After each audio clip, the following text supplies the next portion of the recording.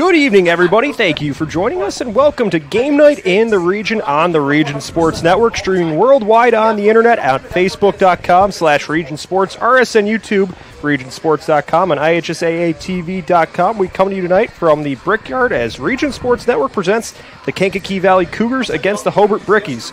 I'm Leo Staudaher. I'll have the play-by-play for tonight's game, and joining me is the color analyst Mike Jamia. Good evening, Mike. It should be a good one on hand tonight, where we got the Brickies coming in at 1-2 and the Cougars at 2-1. So as we're starting to move more into September, this is the time where you can really solidify your record.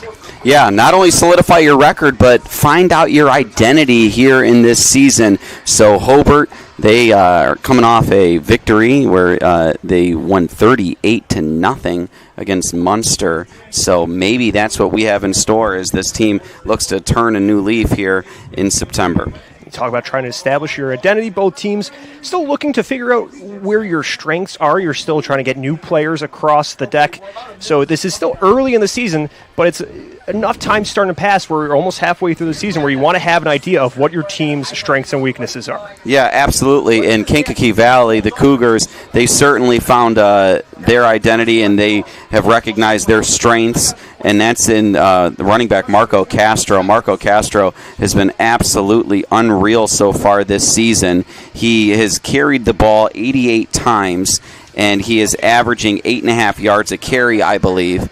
And so that's good to the tune of 752 yards total. He's averaging 250 yards a game on the ground, and my goodness gracious. So, I mean, they know their strengths there, and Arroyo's done a good job of, managing this offense and putting them in advantageous positions. You certainly like to have the run game working. If that works from week 1 through week 9, you're in a good spot. You can improve the passing game as it goes on, but that run game can be your bread and butter, and that seems to be the case for the Cougars. Yeah, and one thing, too, is that it's going to be key for them when it comes to time of possession. Being able to run the football and being able to kind of, extend your offensive drives and keep the ball out of Hobart's hands. That, Hobart, they got into a scoring fury last week, and, for Kankakee Valley, if you're able to keep Hobart's offense off the field and be able to kind of pound the rock and, get a couple scores, you can find yourselves coming away with a victory potentially here on the road in a huge game for the Cougars. It's the Brickies against the Cougars, just about 15 minutes away from kickoff. We'll step aside. When we come back, we'll take a look at the home team. You're watching Game Night on the Region Sports Network, the only game in town.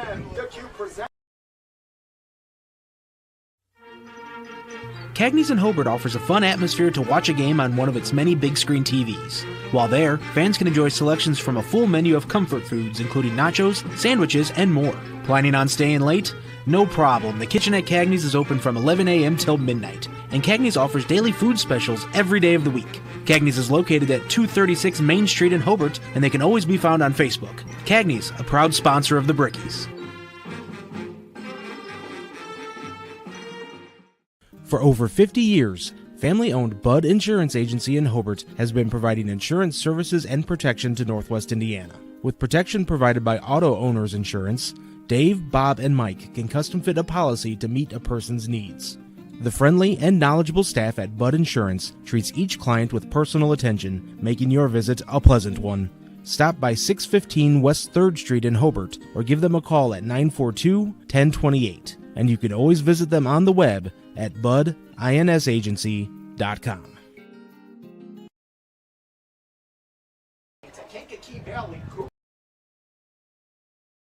Family owned and operated since 1969, Holiday Rent-A-Car offers a wide variety of newer model cars, vans, and SUVs. Free local customer pickup and drop-offs are available. Debit cards are accepted. Restrictions apply. All rental cars are for sale. Financing is available. Located at 3709 West 37th Avenue in Hobart, Holiday Rent-A-Car is open Monday through Saturday, closed on Sundays. Call 219-942-8561 or visit them on the web at holidayrentacar.biz.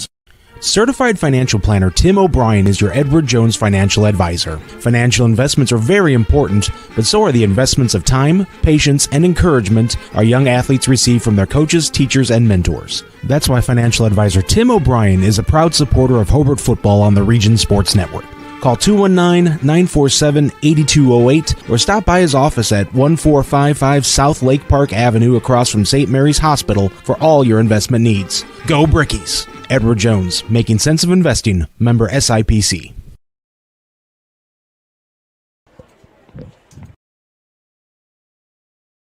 Check out the red-hot deals going on right now at Hobart Lumber Ace Hardware. While you're there, sign up for Ace Rewards and unlock more savings. Hobart Lumber Ace Hardware is open 7 days a week for all your do-it-yourself projects. The trained customer-friendly staff is always on hand to assist with anything you need. Stop in today for expert advice. Visit Hobart Lumber Ace Hardware at 661 Main Street in Hobart, serving the community as a hardware store since 1991. Hobart Lumber Ace Hardware, the helpful place. When life keeps you busy and you can't get to the store, shop online with Strachan Van Til To Go. Our to-go service is easy to use. Register using your rewards account information, fill your virtual cart, and choose delivery or pickup. Once your order is in, our own Strachan Van Til team preps your order with care. With our to-go service, you can earn reward points and save time and money with our online coupons and weekly ad prices. Life made simple, shopping made easy. For more information or to sign up, visit shop.strachanvantil.com.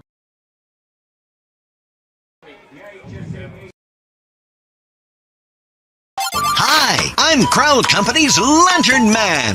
For years, I've helped your family and friends save on their car insurance. And now I've returned to rescue you from high prices, whether you have a perfect driving record or a not-so-perfect record. Follow me to the Crowell Agency for immediate and affordable coverage. I'm your insurance superhero. Crowell Company's insurance professionals. Highland, Merrillville, and Michigan City. Thinking about what to do after high school? Consider a career with Boilermakers Local 374. As a Boilermaker apprentice, you'll earn while you learn. We offer excellent wages and benefits, and as part of our no-cost hands-on apprenticeship program, you'll learn from the best in state-of-the-art training centers and on the job. Become a union Boilermaker and get on your way to a great career. Find out more, visit www.local374.org or call 219-845-1000.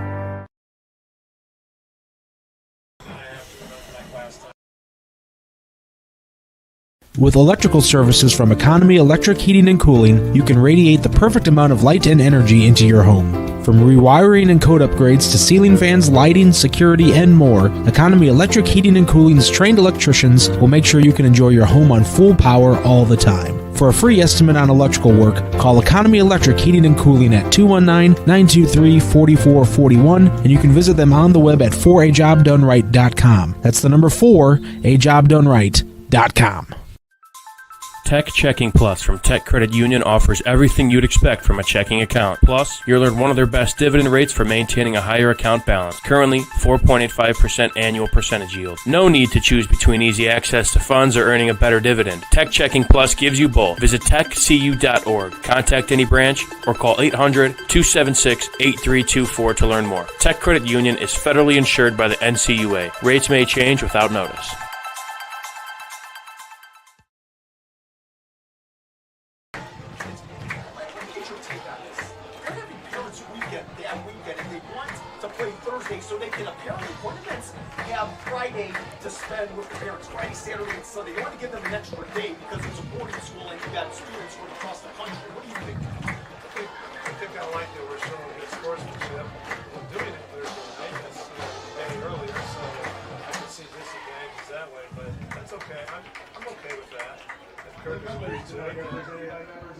That's what I was told. They want to give an extra day for the parents to spend with their students that live across the country, because they, Cougars has Academy. They get students from the East Coast and the West Coast, and what's in between. Wow, 20 from now. That's early.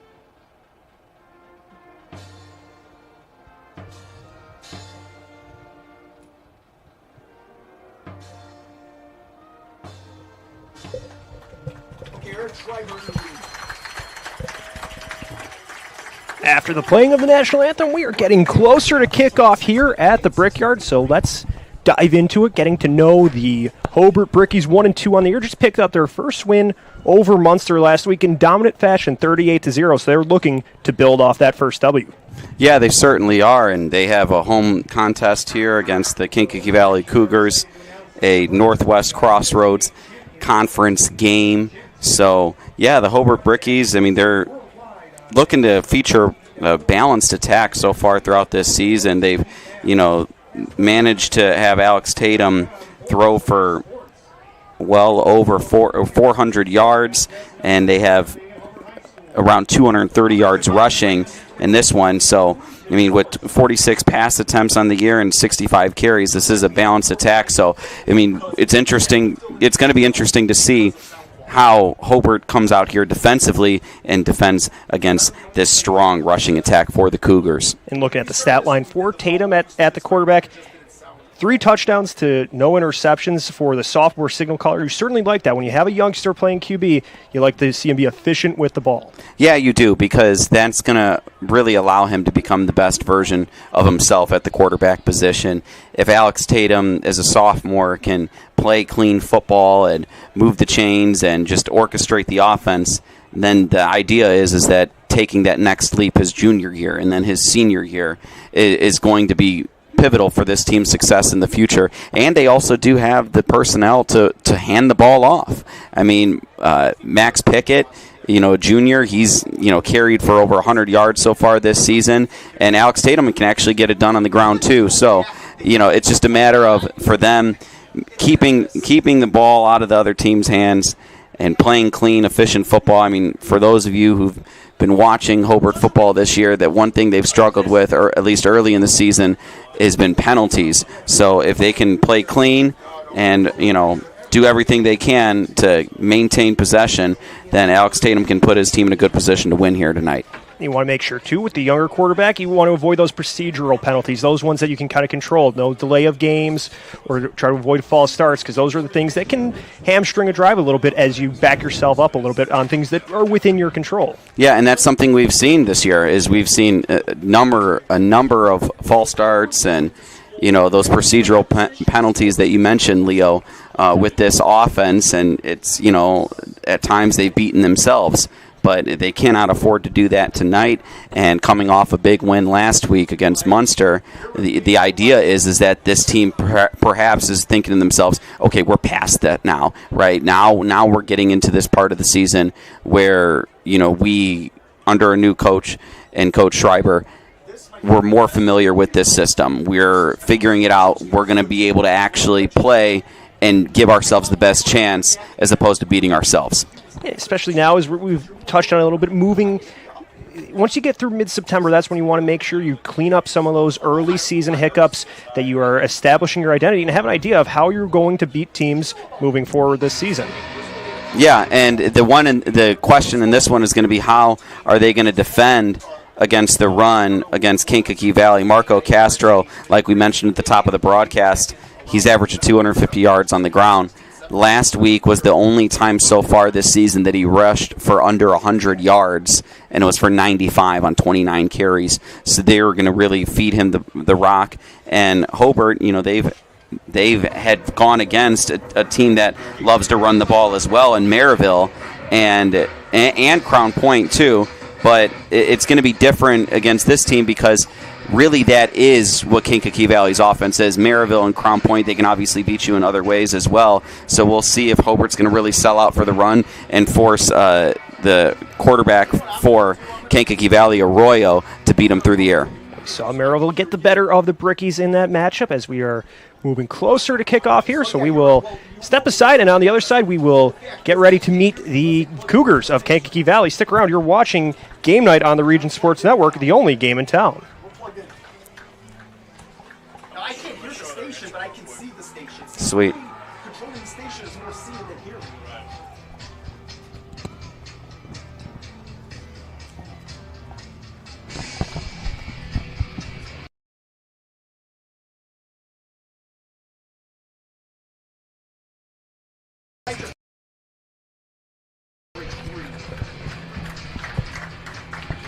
one of the most iconic entrances in region football here at Don Howell Field. Walking down that hill. You got the smoke. Enter the Sandman.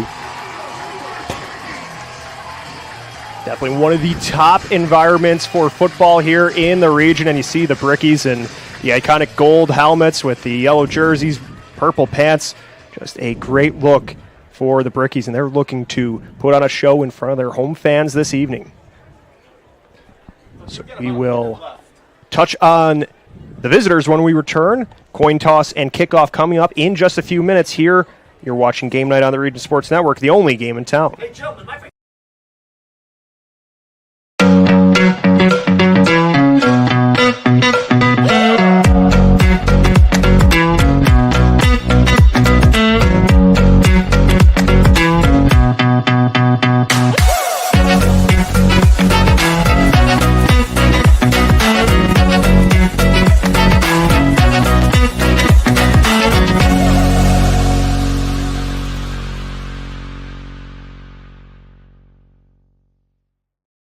For over 100 years, Burns Funeral Home and Crematory has been assisting families in their time of need. Serving Northwest Indiana, the staff at Burns Funeral Home will help guide your family in creating a meaningful ceremony.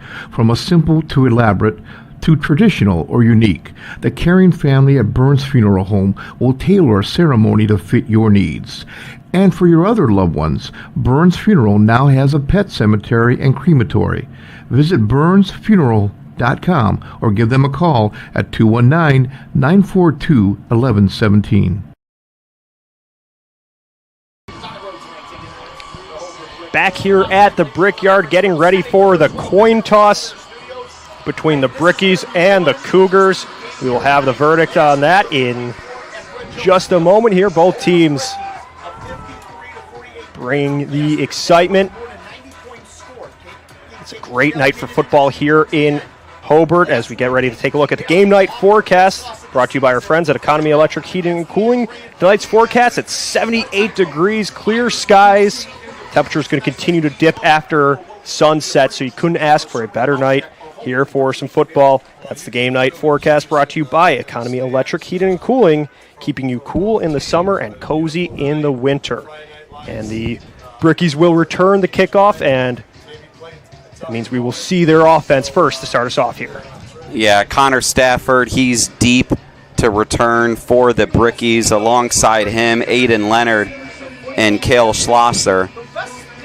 But Stafford, he's the deepest of all of them. We'll see how far this kick goes. I mean, we've heard good things about the kicker for Kankakee Valley and Anthony Rovacaba. So this is a Quintel kickoff. This kickoff and all kickoffs are presented by Quintel Incorporated, handling jobs of all sizes throughout the country since 1994. So Rovacaba getting ready to boot this one away. The Brickies will be moving from left to right on your screens. Cougars in the all-white uniforms. Brickies with the yellow jerseys.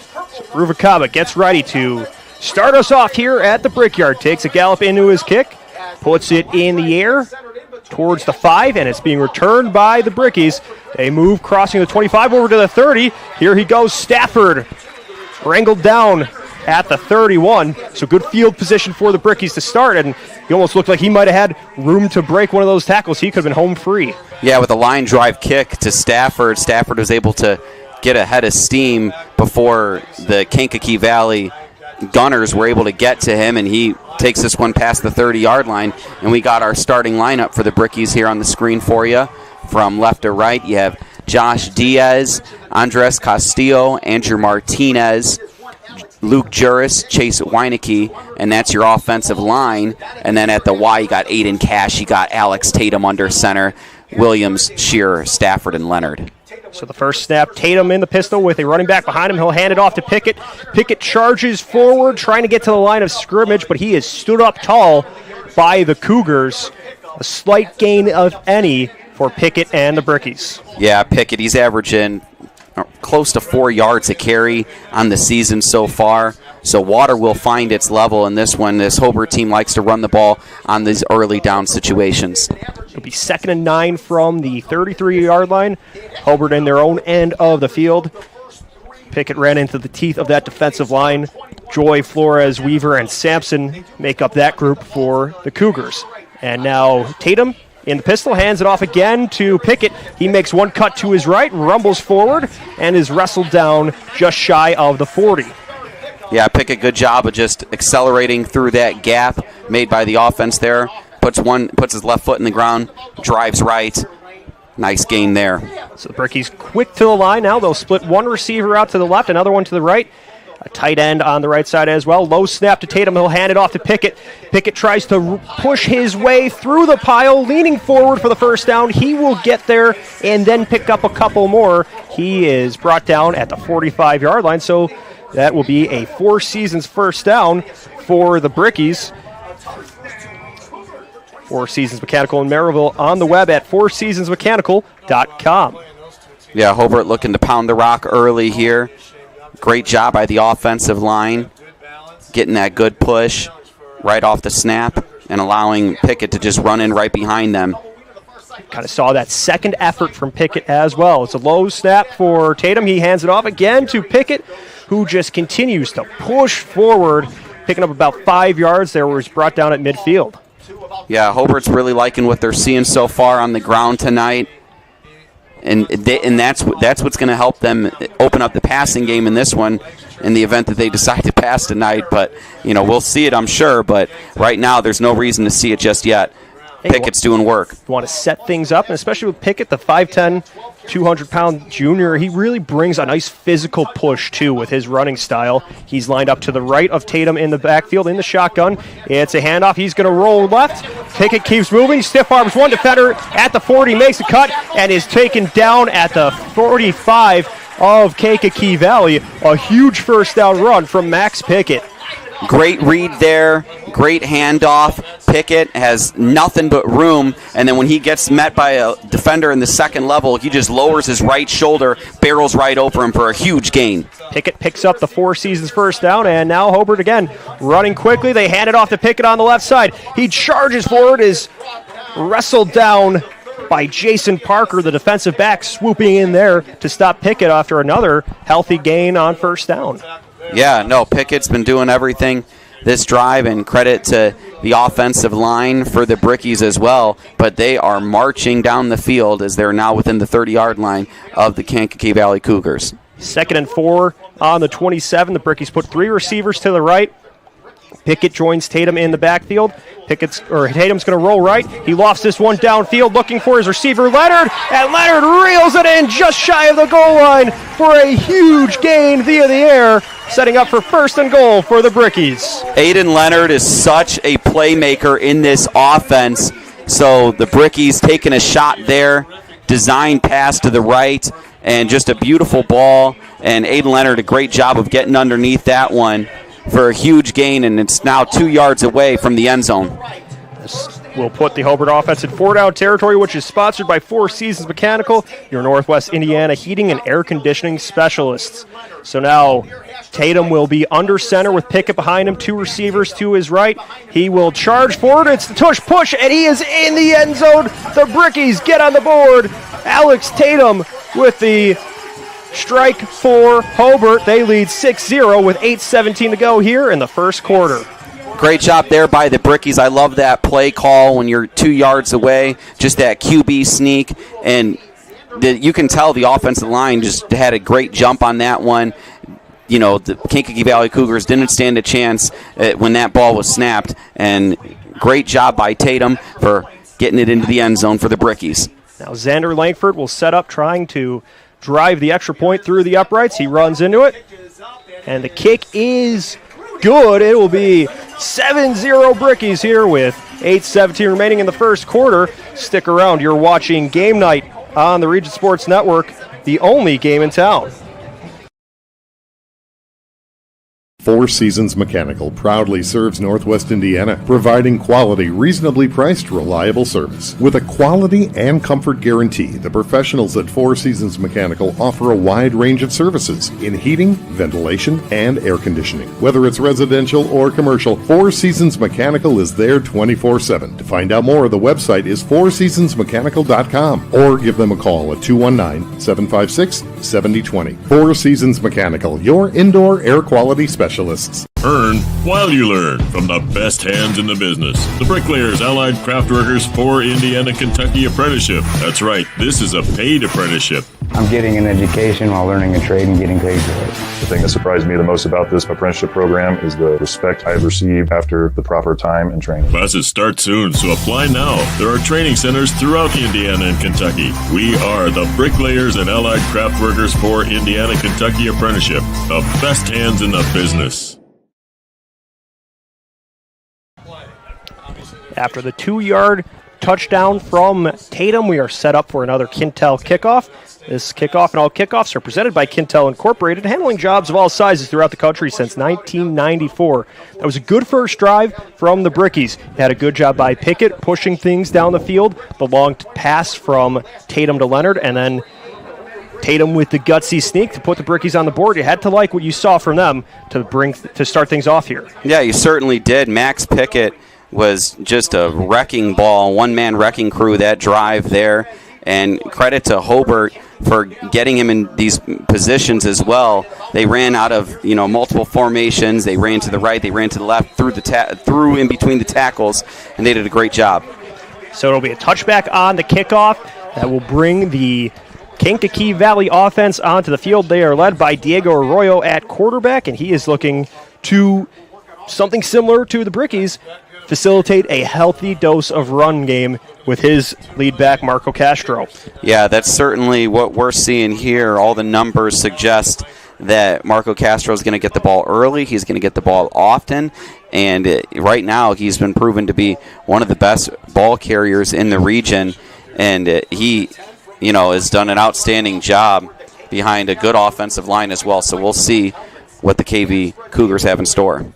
So Arroyo joined with Koishra and Castro in the backfield. He handles the snap, is looking left to pass, will shuffle around to his left, lofts a pass downfield where it is nearly caught by Weaver. He had it in his hands, but on the swing down, lost it. He was being guarded closely by the Brickies, by Tolliver. Yeah, Tolliver, he's got 2 interceptions so far this season in 3 games. He almost got another one there. Great job by Weaver to high point it, but he couldn't bring it in as he lost possession of it heading down to the turf. So Arroyo with 224 yards passing, 2 touchdowns, no interceptions on the season. And the Cougars were looking to pass on first down there. Now at 2nd and 10 from their own 20. Arroyo's in the shotgun. He hands it off to Castro, who is met at the line by Cash, who tangles him down for a loss on the ground game.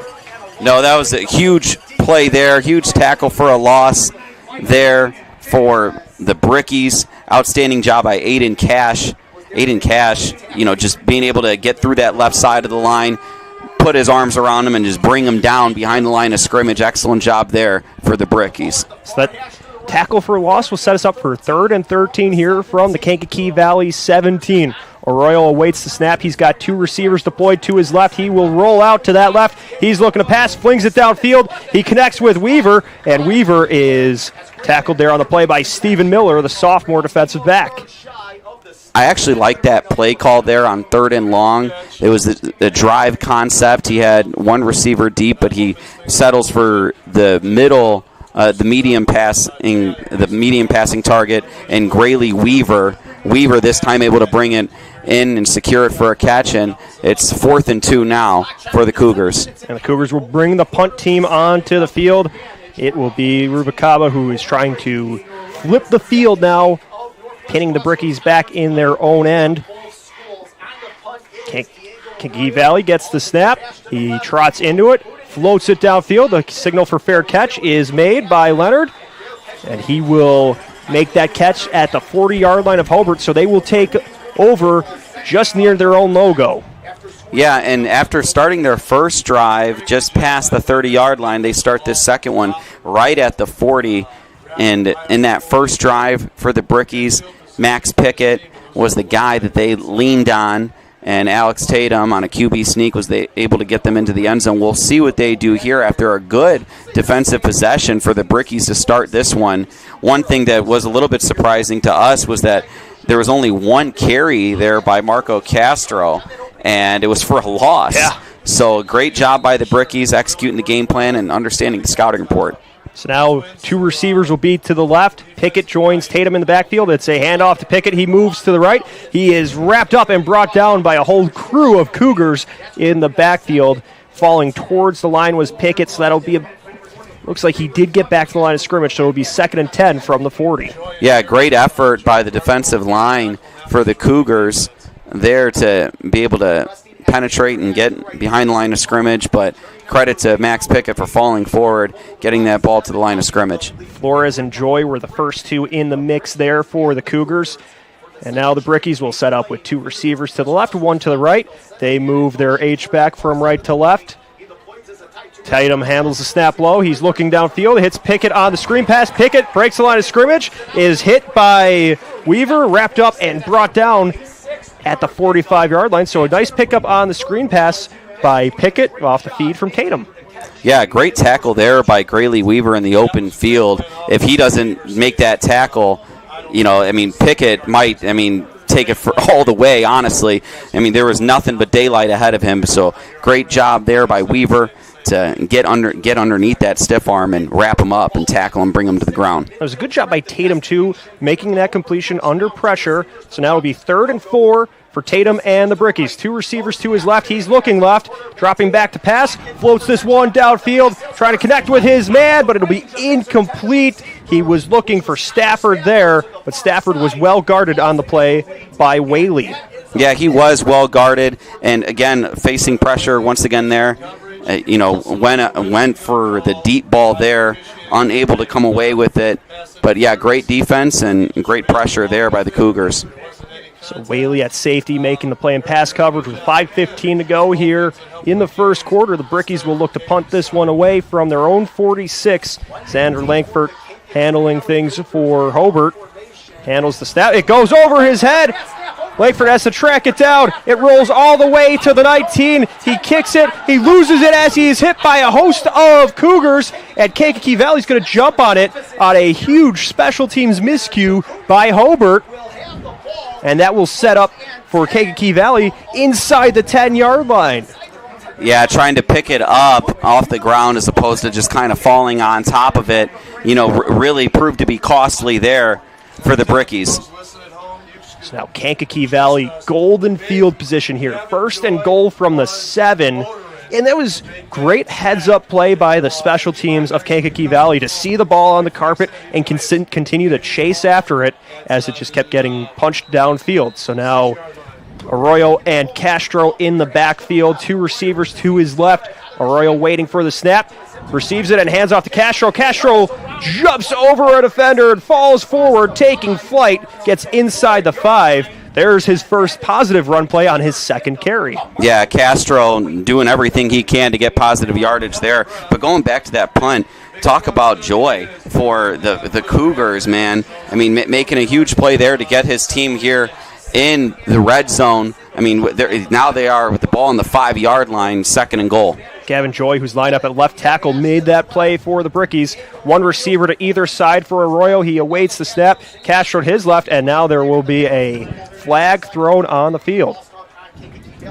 False start on the Cougars, so that will back them up 5 yards after we were able to get the positive play on first down. That hurts a little bit, those procedural penalties before the snap will back them up just shy of the 10. Yeah, it certainly does, especially when it's in goal situation, right? So now you go from being 2nd and 4 to around 2nd and 9 now. But, you got to get in the end zone if you're the Kankakee Valley Cougars, especially down 7. So now Weaver and Whaley split out to the right. Arroyo in the backfield.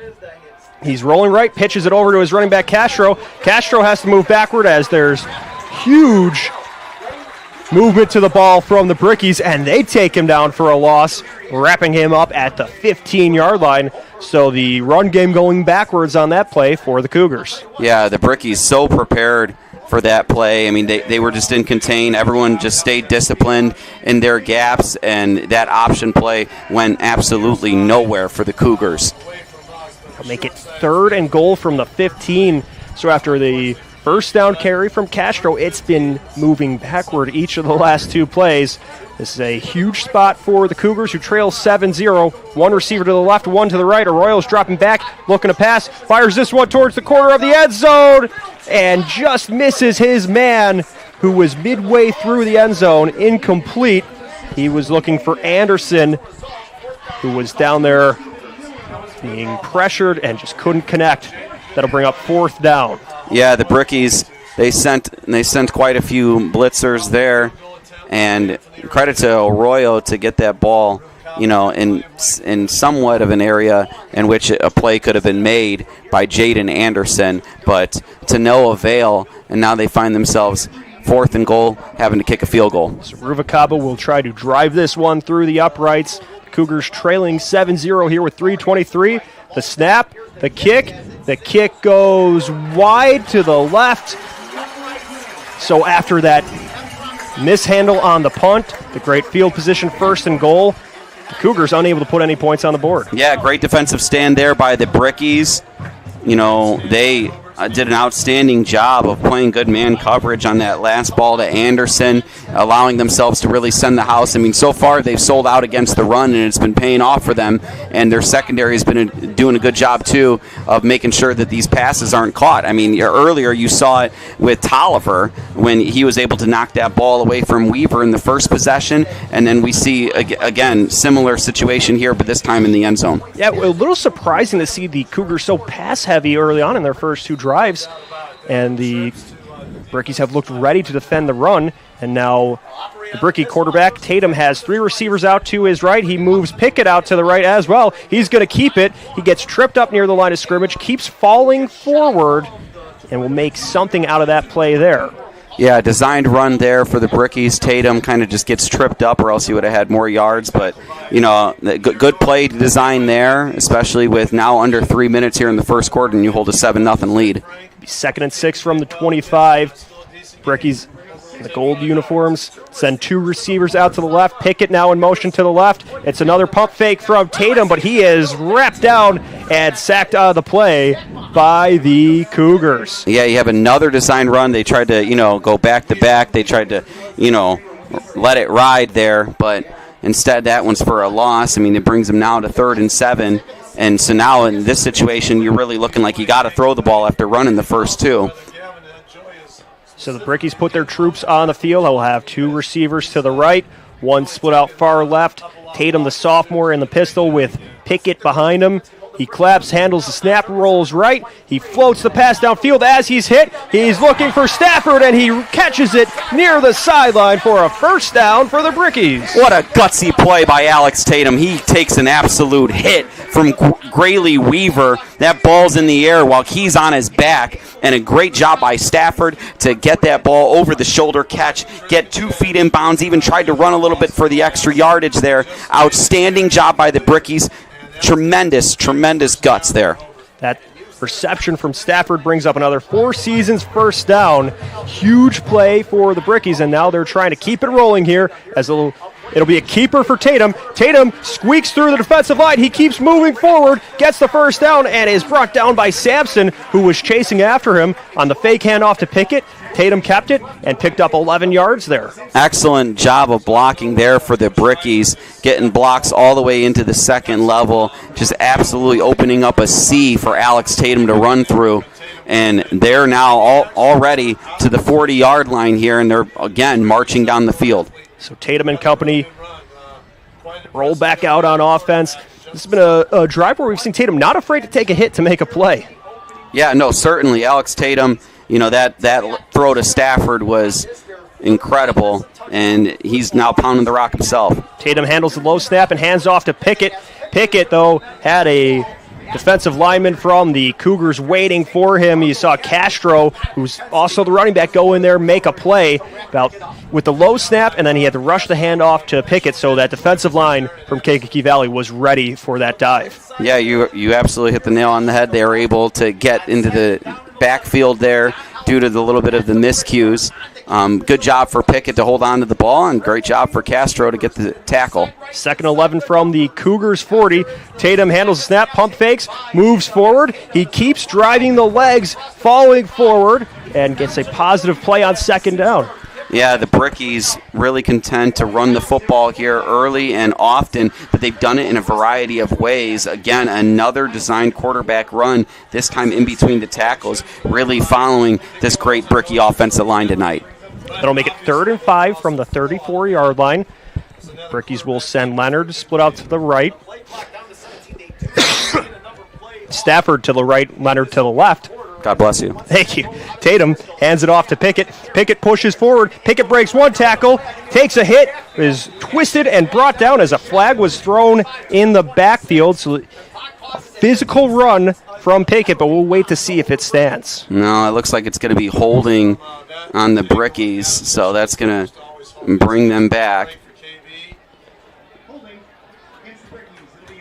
As you mentioned in pregame, Hobart trying to avoid the penalties. That one hurts after he had a good run from Pickett, making it 3rd and long. Yeah, and that's their first penalty of the night here with 15 ticks before the second quarter. The second penalty of the game, the first one was on Kankakee Valley in their last offensive drive. So it'll be trips right for Tatum. He has Pickett joining him in the shotgun. 3rd and 14 from the 44-yard line. Tatum awaits the snap, takes it knee high, is scanning the field down, looking to pass, floats the ball for Leonard, just a yard ahead of him. Leonard, being guarded by Koistra on the play, could not make the catch. And that will end things in the first quarter, where the Brickies are ahead 7-0. Stick with us here. You're watching Game Night on the Region Sports Network, the only game in town. Flip the switch, a light turns on. Press the button, machines and instruments come to life. Touch the screen, communicate with the world. Simple tasks, guaranteed results, every second of every day. That's the power of power. And that's the power brought to you by the Nika contractors and electrical workers of Local 531. We love home internet from T-Mobile. Now Mesh boosts Wi-Fi all over your home. Take a class in your attic. That dead spot is gone. Stream ballet in your man cave. Learn to paint on your lawn. It's glorious. And now on the road you can take T-Mobile Wi-Fi with you. Hey, stay connected and watch what you'll do. Starting the second quarter here, the Brickies will look to punt the ball away from the 44-yard line of the Cougars. Langford deep back, and he's looking to have a better luck on his second punt attempt. The first one went over his head and was recovered by the Cougars. He floats this one downfield, looking towards, he drops the first roll at the 9 and then bounces forward. Word is down by the Brickies at the 15-yard line. It's a gorgeous punt. Gorgeous punt.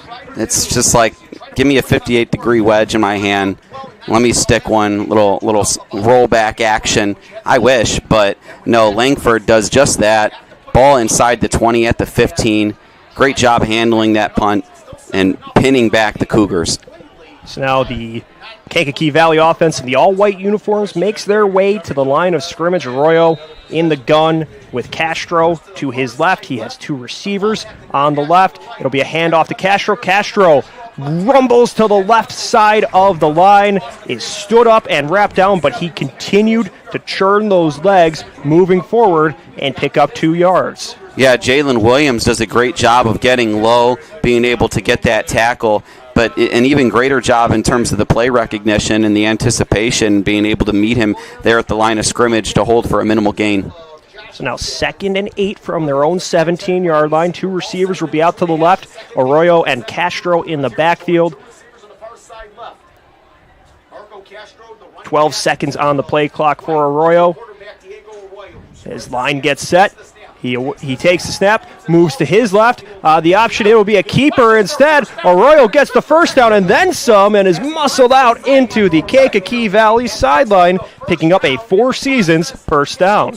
Yeah, Kankakee Valley tried to run that option earlier and did not get any success. This time it was quite the opposite. Great speed option there, going to the left side for a nice gash against this Brickies defense. So Arroyo, the 5'11 senior quarterback, showing off the legs there, making a play for his team. And that's what you want to have when you have the strong running back in Castro, but you want a quarterback that can get things done on the ground as well to complement him. So he has 2 receivers to his left. Castro in the backfield. He tries the hard count, and there was some movement at the line. We'll see which team was the guilty party. It looks like Hobart may have got there on the encroachment. We'll see. It will be against the Brickies, so that will move things up 5 yards. You certainly like what you're seeing for Kankakee Valley here. The long run from Arroyo, then they're able to get the Brickies to bite. So now you just picked up 5 yards without having to snap the ball. 1st and 5 from their own 37-yard line. Arroyo hands it off to Castro. Castro stood up, goes backwards, and is taken down by a trio of Brickies in the backfield.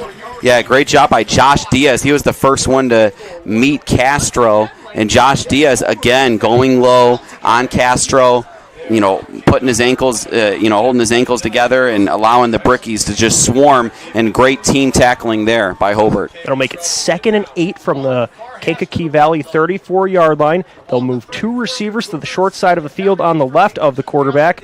Arroyo with a fullback and a running back. It's Castro. He gives it to Castro. Castro makes a move, goes forward, and he loses the ball. The ball went 3 yards ahead of Arroyo, and the Brickies take over on the fumble. Yeah, I can't see who forced the fumble there, but I did see the ball pop out, and it was just right after he made that one cut, trying to go upfield, getting into the second level. Great takeaway there for the Brickies, and they set up shop at the 40-yard line. So now a turnover for each side. The Brickies had that mishandled snap on the punt. The Cougars lose a fumble from their running back, and you don't like to see that, but you have to just overcome turnovers. Drives the coaches crazy, but that's part of the game, and it's how you respond that makes good teams. Yeah, and Castro will have a chance to respond as he plays linebacker for this Kankakee Valley Cougars defense. And, he made a good tackle earlier, so, it's one of those things you just have a short memory. You go out there and you just on to the next. Tatum has 2 receivers far out to the left, another one to his right. Pickett joins him in the backfield. They will put Leonard in motion from right to left. Tatum dropping back to pass. Hits Stafford on a strike. Nothing but green grass in front of him as he's at the 15, the 10, and he has reservations for 6. Alex Tatum finds Connor Stafford for the touchdown strike, and the Brickies will add to their 7-0 lead. They're now ahead 13 over the Cougars. On that replay, you can see that Stafford was absolutely wide open right before that pass. Aiden Leonard moves in motion from right to left. Great job by Tatum reading the defense, seeing that there's nobody there. Gets the ball to him in stride for a touchdown. Beautiful work for the Brickies. So now Lankford will be looking to put the extra point on this drive after that pass from Tatum to Stafford. The Brickies ahead with 10-11 to go in the second quarter. The snap, the kick, and it's good. It's a 2-touchdown lead for Hobart over Kankakee Valley. We'll see how the Cougars respond. That's next. You're watching Game Night on the Region Sports Network, the only game in town. Blythe's Team Sports in Valparaiso is a leader in athletics apparel and equipment sales. With in-house production including screen printing, trophies, embroidery, and more, Blythe's can help you to create the perfect look. For more information, visit them online at teamblythes.com. Blythe's Team Sports in Valparaiso, where the athletes shop.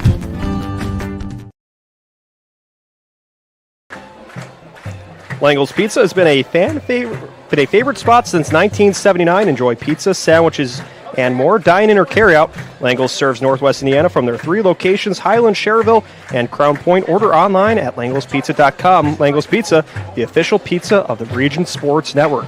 Leo Staudaher and Mike Shamia with you here at the Brickyard, where the home team leads 14-0. The sophomore quarterback Alex Tatum with 1 touchdown rushing and 1 passing for the Brickies. Yeah, no, great job by Alex Tatum so far tonight.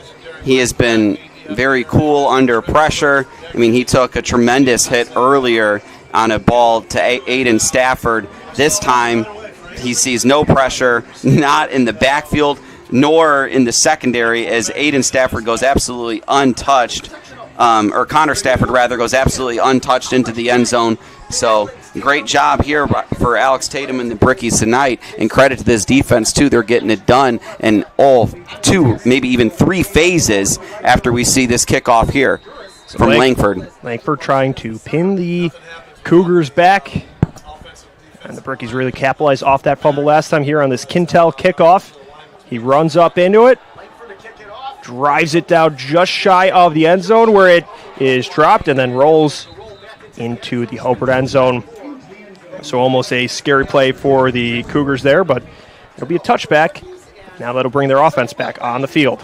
Yeah, Kankakee Valley, they're going to have to look to get something going here. They've tried to get Castro involved in this offense, but it's came at kind of, situations where the Hobart Brickies have been selling out against the run, and they've been successful in doing so. And Kankakee Valley hasn't really had much success through the air either, and they kind of seem a little off balance. They kind of seem a little out of sorts.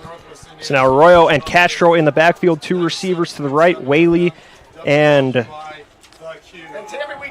Weaver, as Arroyo rolls it downfield to Weaver. He hits Weaver, who has stood up and brought down near the Hobart sideline. Miller made the hit, but Weaver continued to fall forward and picks up the first down for Kankakee Valley. Yeah, good quick pass by Arroyo. Good out route there by Weaver. Secured, gets to the boundary for a nice gain on the play. That'll be a first down, Four Seasons first down. You can find them on the web at fourseasonsmechanical.com. So now 2 receivers out to the left. Arroyo in the gun. He's got a fullback with him. Castro a beat to his left as well. So the line gets set. The snap. It's another pass for Arroyo. He's rolling left. He will float it down. Sails the pass, and it is caught by his man. It'll be a first down. Great job there by Arroyo, freezing the pass rusher with his feet. So Arroyo, he looks like he's going to run, looks like he's going to take off. Kind of that just hesitation allows him a little bit more time, and just beautiful arm strength, too, to just kind of flick that ball outside the numbers. Great first down pass there by Arroyo. Jason Parker made that reception near his team's sideline, so it picks up a huge gain. 1st and 10 from the 47-yard line. So the Cougars, with 2 quick passing plays, have been able to march down the field, but they get a little too eager there. Jumping off sides was Weaver on the right side. That will move them back 5 on the false start. Yeah, no, again, just those unforced errors here. We got the Hobart Bricky mascot just came up into the press box there, and you would say, oh yeah, he's chilling, and can't talk. Right. He can't talk. Mascots are not allowed to talk. The Brickies have 2 mascots, by the way, as Arroyo now fires the ball downfield, was trying to connect with Koistra. He dove forward, but it was still just ahead of his outstretched right hand, so it's an incompletion. But the Cougars, aggressive with the passing game on this drive. Yeah, they are. They find themselves down 2 scores, and they haven't been able to really run the ball. So, I mean, it makes sense for them to try to air it out in this one. Worst case scenario, it's incomplete, right? Stops the clock. It's one of those things where it helps them kind of extend this half, as they are now down 14-0. So now 2nd and 15 from their own 42. Arroyo with 2 receivers to his right. He will hand this one off to Castro. Castro pushes forward. Aiden Cash gets in there, makes the tackle. Castro picks up about 2 yards there. But kind of as you alluded to, Mike, where the Brickies have been ready for that run game. Every time they've called Castro's number, he's had an end waiting for him. Yeah, no, they've absolutely been kind of sitting on everything underneath, too. right? And that's one of the reasons why in this drive you saw Arroyo was able to kind of go over the top on that throw to Parker outside the numbers to the left side. So now 2 receivers to the left. There's a tight end on the left side as well. Arroyo takes a snap, drops back to pass. There's Party in the backfield. He has to fire that one deep, incomplete. Nearly some trouble as there was the safety, Miller, in the area of that ball as Arroyo fired it downfield. As the flag was thrown, I believe it might be against the Brickies. They might have gone after Arroyo as he was firing that ball downfield. Interesting. I'd have to see a replay. I mean, what I saw there was Aiden Cash hurrying Arroyo and really getting to him, and it seemed like Arroyo kind of just went down for self-preservation. But, I mean, maybe he hit him after he was going down, but nonetheless, it's a costly penalty there. That will flip the field. It'll be 1st and 10 from the Hobart 41. 2 receivers out to the left. Arroyo will hand it off to Castro, and he will scoot over to his left. He keeps moving forward. It gets near the marker. It'll be just shy of the first down, but a huge play through the run game for Castro. Yeah, Castro's one of those guys where he's been so lethal on the ground. I mean, he's averaging 8.5 yards a carry so far this season. I mean, he has had a slow start tonight, but he's a big play waiting to happen. Now the Cougars marching downfield after the first down. They'll hand it off to Castro. Castro pushes forward, uses the right arm to jockey for position, and he is taken down after picking up about 2 yards, making it 2nd and down in Hobart territory. Yeah, great tackle there by Jalen Williams, and that's at least 3 tackles on the night for him in a critical situation there too, as Arroyo Castro just had a big run, so preventing a second one. 2nd and 9 from the 30. Arroyo, 1 receiver to either side, rolls to the right. He's thinking pass, fires a strike where it is incomplete. He was looking for his tight end Anderson, but he had a Bricky defender draped around him who was able to force that one incomplete. Great job by Stephen Miller. We were talking about how they were how the Brickies have been shading a little underneath on everything, and that pass there, being able to just break on the ball and could have had a huge interception there. Stephen Miller, outstanding play in the secondary for the Hobart Brickies. Sophomore safety with the clutch play there makes it 3rd and 9 from the 30-yard line.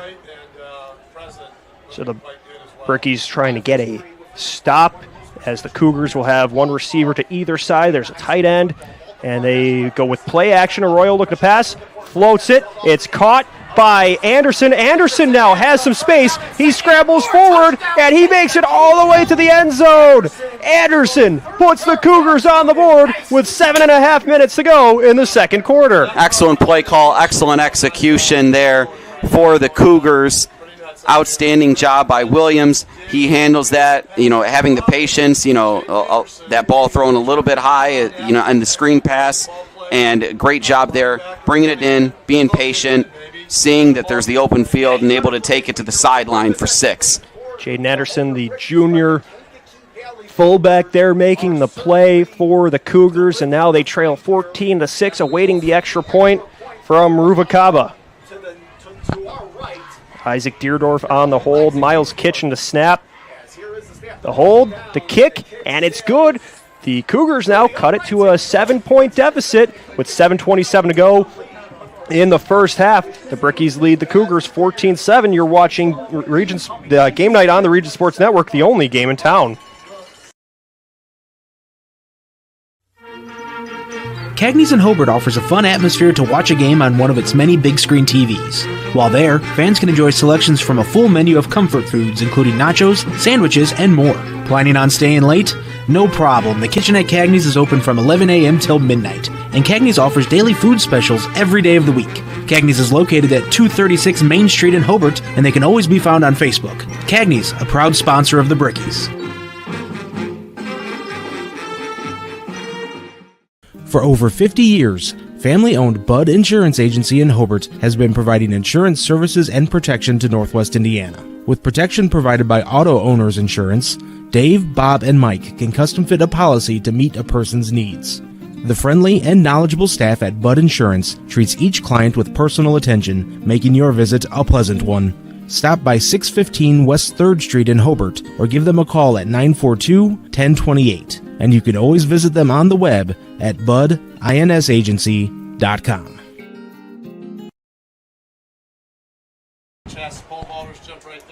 After the touchdown from Anderson, we will have a Quintel kickoff coming up here at the Brickyard. 14-7 Hobart leads. All kickoffs are presented by Quintel Incorporated, specializing in the reconditioning, repairing, and remanufacturing of heat exchangers. We'll also take a look at some games around the region, bringing those scores in just a minute as Rubalcaba looks to drive this downfield to the trio of returners for the Brickies. He runs up into the ball, drives it down to the 10-yard line where it's caught by Hobart. They're looking to move forward, cutting to the left.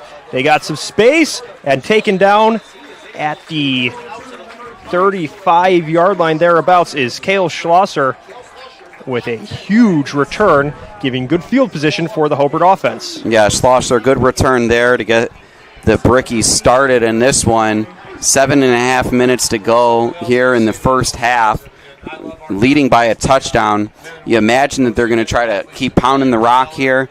They've had a lot of success, and they've had this Kankakee Valley's defense on their heels. Scoreboard updates are brought to you by Strack & Van Til. Strack & Van Til, your favorite Indiana grocery store. Taking a look over in Crown Point where the Bulldogs lead Lake Central 21-0 in the second quarter. Valparaiso hosting Michigan City. They're ahead 10-6 in the second. You can follow all of tonight's region football scores on the Strack & Van Til hometown scoreboard, streaming on facebook.com/region sports and regionsports.com. Tatum takes a snap and hands it off to Picket. Picket gallops over to his right, had to make a play at the line of scrimmage, picks up a couple yards there on the first run play. Yeah, good job by the Kankakee Valley's defensive line there, able to, meet Picket at the line of scrimmage, make it 2nd and long for the Brickies. So from their own 37, it's 2nd and 8. He had the good run up on the kick from Schlosser, and now Tatum and his troops looking to build off of that with two receivers to his left. It's a handoff to the right to Picket. Picket gets shoved in the backfield, kept moving forward, but didn't get much after that initial contact, bringing up 3rd down for the Brickies. Yeah, Wheeler, the first one to get in the backfield there. And he's got a tough task against that right side of the Brickies' offensive line in Juris and Weineke. Now from their own 39, 6:20 to go in the first half. The Brickies with a 7-point lead. They have two receivers split out to the left. Tatum takes the snap, hands it, he keeps it, he faked the handoff to Picket. He breaks one tackle, keeps moving, trying to make something on that 3rd down play. A good misdirection from the Brickies. Tatum taking a few hits, but will be just short of the first down. Yeah, no, 3 straight runs for the Hobart Brickies, and that 3rd down run there, that was the right decision in terms of keeping that ball on the option. Good read there, but it's 4th and short, and it looks like they're going to maybe either try to draw them off sides or go for it here on 4th down. We saw the Brickies try that quarterback sneak where they put Tatum under center. It's the same formation, and now there will be a timeout. The Brickies will take it. So they didn't even try the hard count there. Right as Tatum got to the line, that's when they took the timeout. Yeah, interesting. I'm curious what the conversation is going to be there for the Brickies, but if you're talking, if you're Coach Kennedy and you're talking to the Cougars, talk about a good defensive possession here. You haven't allowed the Brickies to get past midfield yet. If they punt, you're forcing them on a 3 and out, and you got 5.5 minutes to go in the half, so you can potentially get the ball back and tie this game up if you're the Cougars. We're 5 minutes from halftime here, 5:26 to be exact. And connecting the first half and the second half of tonight's game, it's the Hose Connections halftime report presented by Hose Connections, proven under pressure.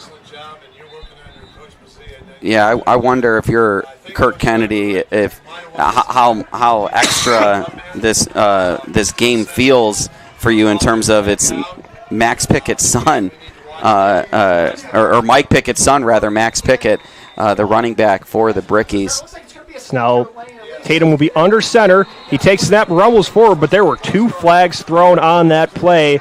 The Brickies might have had a little bit of an early jump there, and that will move them back 5 yards. Yeah, so the false start there for the Brickies. They're going to put the punt unit right onto the field now in Langford.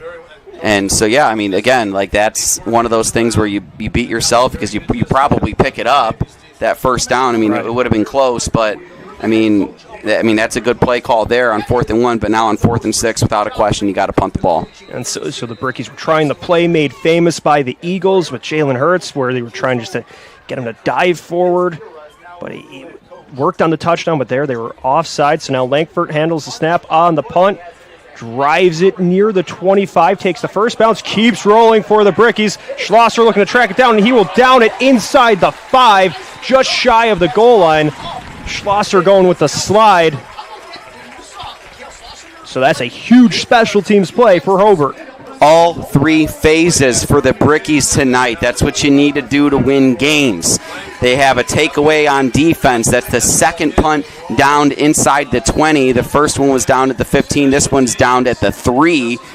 And it's just an outstanding job, and not to mention the 2 touchdowns on the board for Hobart. So a great effort in all 3 phases tonight. So it will be the nose of the football on the 5-yard line as the Kankakee Valley offense makes their way back on the field. They have a long way to go with 5:15 remaining in the first half.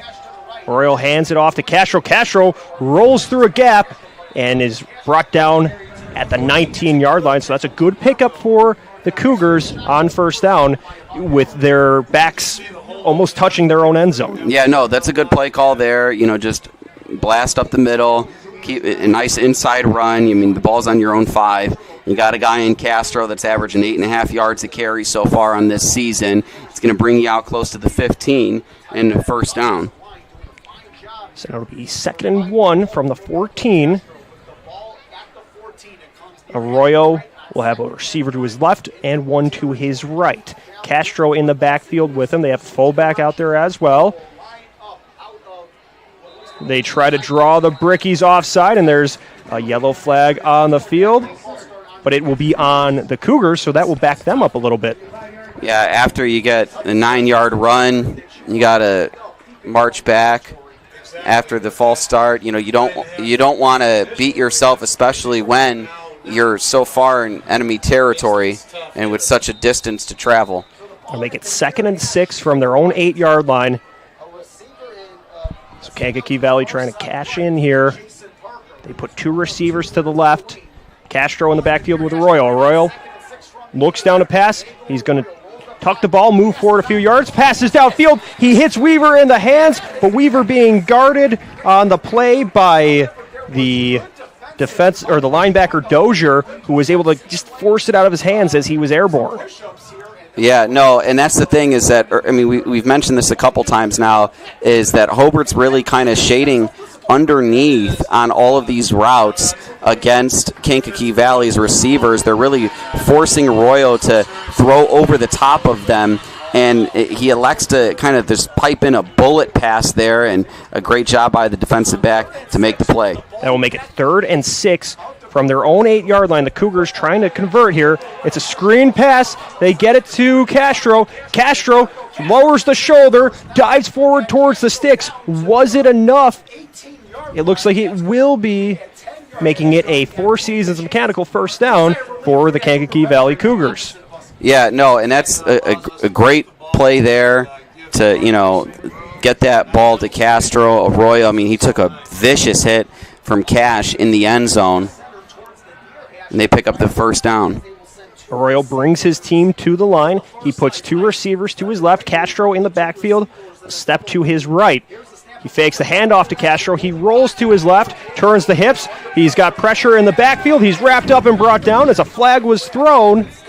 But the Bricky defense quick to get in the backfield and force Arroyo down. No, yeah, that's a great play by Andres Castillo, playing left guard, also playing on the defensive line right now. And great job there by just ultimate pursuit and just keep on motoring at Arroyo. bringing him down for the huge sack. That will make it 2nd and long. The ball will be spotted at the 12-yard line. So now the Cougars will 2 receivers to the right of Arroyo. He's looking that way to pass. He's going to have to tuck the ball, move to the left, but the Brickies get to him, and they bring him down in the backfield for a sack. No, yeah, again, Castillo doing a great job on defense, along with him, Jalen Williams, and they bring down Arroyo once again, this time making it 3rd and a country mile with about 16 yards to go to convert. So the Cougars on their own 10-yard line after the great punt and the good spot.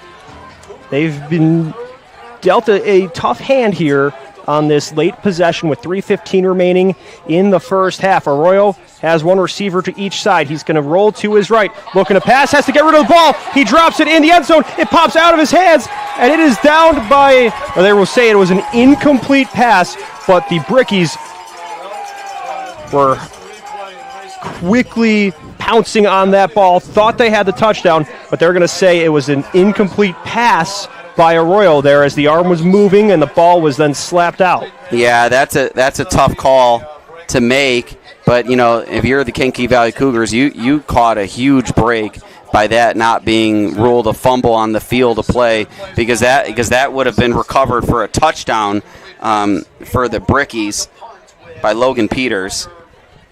So Leonard deep to return for the Brickies. For Hobart, they are now, because of that good spot they got last time, looking to take over in their own side of the field.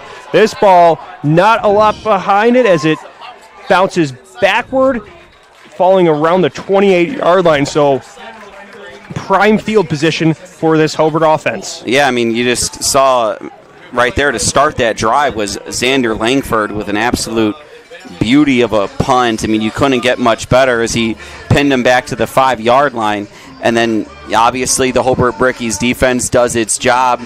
They could have had a defensive touchdown there if it was ruled a fumble as opposed to an incomplete pass.